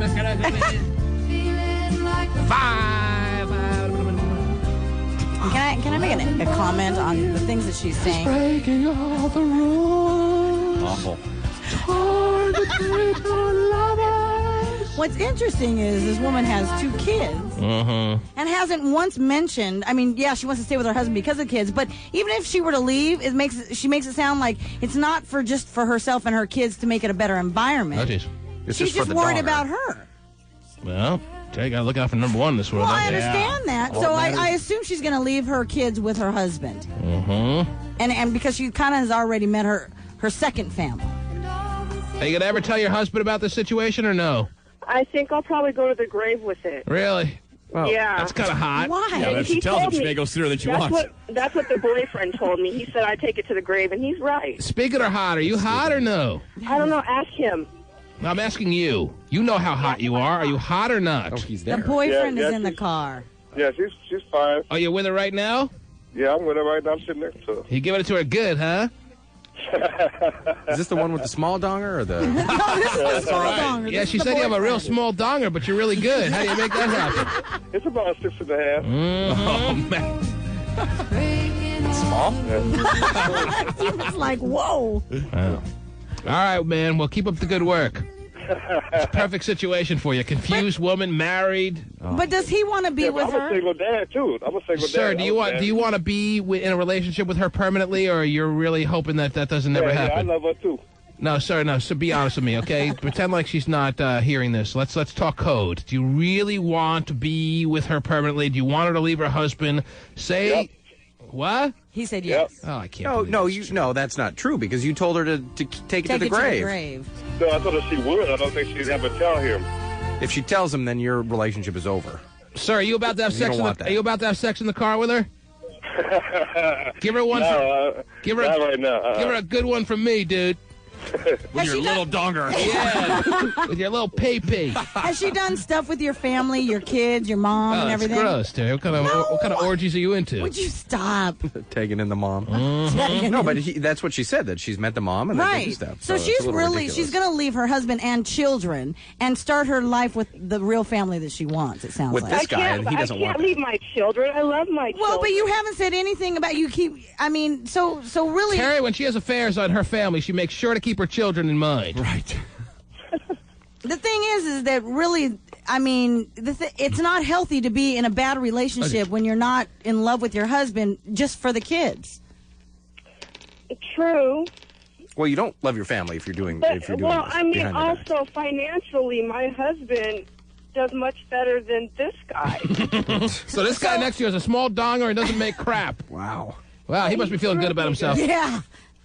So what do you like about the guy? Do a great job. So what do you love about this guy? You love that you connect with him and that he's... that we can sit and talk about anything. I've never had to lie to him or hide anything from him. We have the most fantastic sex. So all communication levels are better. Have you tried talking to your husband? Me and my husband, our communication is real crappy. You ever tell him that? Work on it. Yeah, and that's why. And what does he say to you when you tell him that? Don't talk to me, bitch. Doesn't matter. I got a big donger. Oh, yeah. You're not going anywhere. Communicate. As he just throws it over his shoulder. How big's your husband's donger? About 9 inches. No, it's not. Wow. 9. How does the guy next to her feel? God, I'm a 6.5. Mm-hmm. But the smaller one puts in much more work. Yeah, I read a children's book like that. Anyhow, well, it sounds like that you have been accustomed to living this life now for a good solid year.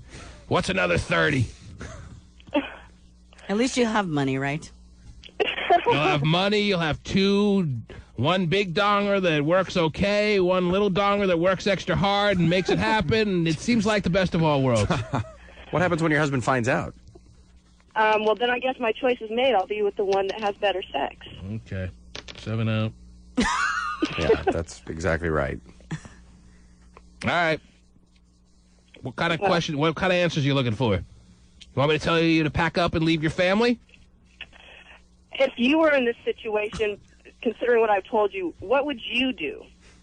If I'm you and I'm in this situation, okay, let me become you for a second. Hang on.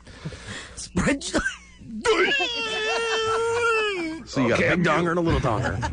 What do you do? Big donger, little donger, sitting in the room. Big donger says, little donger, get out of my... All right, anyhow. If I'm you... Yes. Oh, man. It's really just insulting to even think about. Yeah. Why won't you get divorced again and just be with this guy? Because the money is there. She sounds old. Her kids are probably grown. No, Don't actually, T-Man, I'm in my mid-20s. Oh, my gosh. Don't do your kids any favors, all right, Chubby? Did you just call me Chubby? Don't think your kids are going to be any more adjusted or more mentally sound because you're staying in an environment with your quote-unquote husband and you're putting on this big charade that you have a big happy family, okay? They don't buy it. They can see through it. You're not doing them any special favors by staying together, all right? Because the day they find out that their mom is running around like a little hoe bag with some guy in some little Dodge Neon every day, they're not going to feel great about themselves. Right. And when you're sleeping on the couch every day in the living room, I think they could probably figure it out, too, you know. So my advice to you is if your marriage is as bad as you want to proclaim it is... It's not bad. It's just not great. It's bad enough that you call the communication like null and void. It's not existing. You're not dissatisfied sexually. There's really no redeeming characteristic you could point out in your husband that I've heard so far. It sounds like you'd be doing everyone a favor if you were to move on from that relationship, believe it or not. Okay. All right? Fair enough. Thank you. Yes. My advice to you is get divorced. Okay. And have a great weekend. You too. And take care. In the meantime, go back to the great 6.5-inch sex. Yeah, great I'm about to right now, T-Man. All right, baby. Yeah. Put it right between your jugs. Wow. Pull it out, baby. Oh. Okay. Jeez, yeah. Okay. Irritating. She cares a lot about her family. Yeah. Biatch. Wow. Steven. You're angering Steven, ma'am. Oh, she's taking it in the stunner. Okay, leave it. There you go. That's life. Stunner time. That's life happening right before our very eyes, ladies and gentlemen. Wow. Huh? Amazing.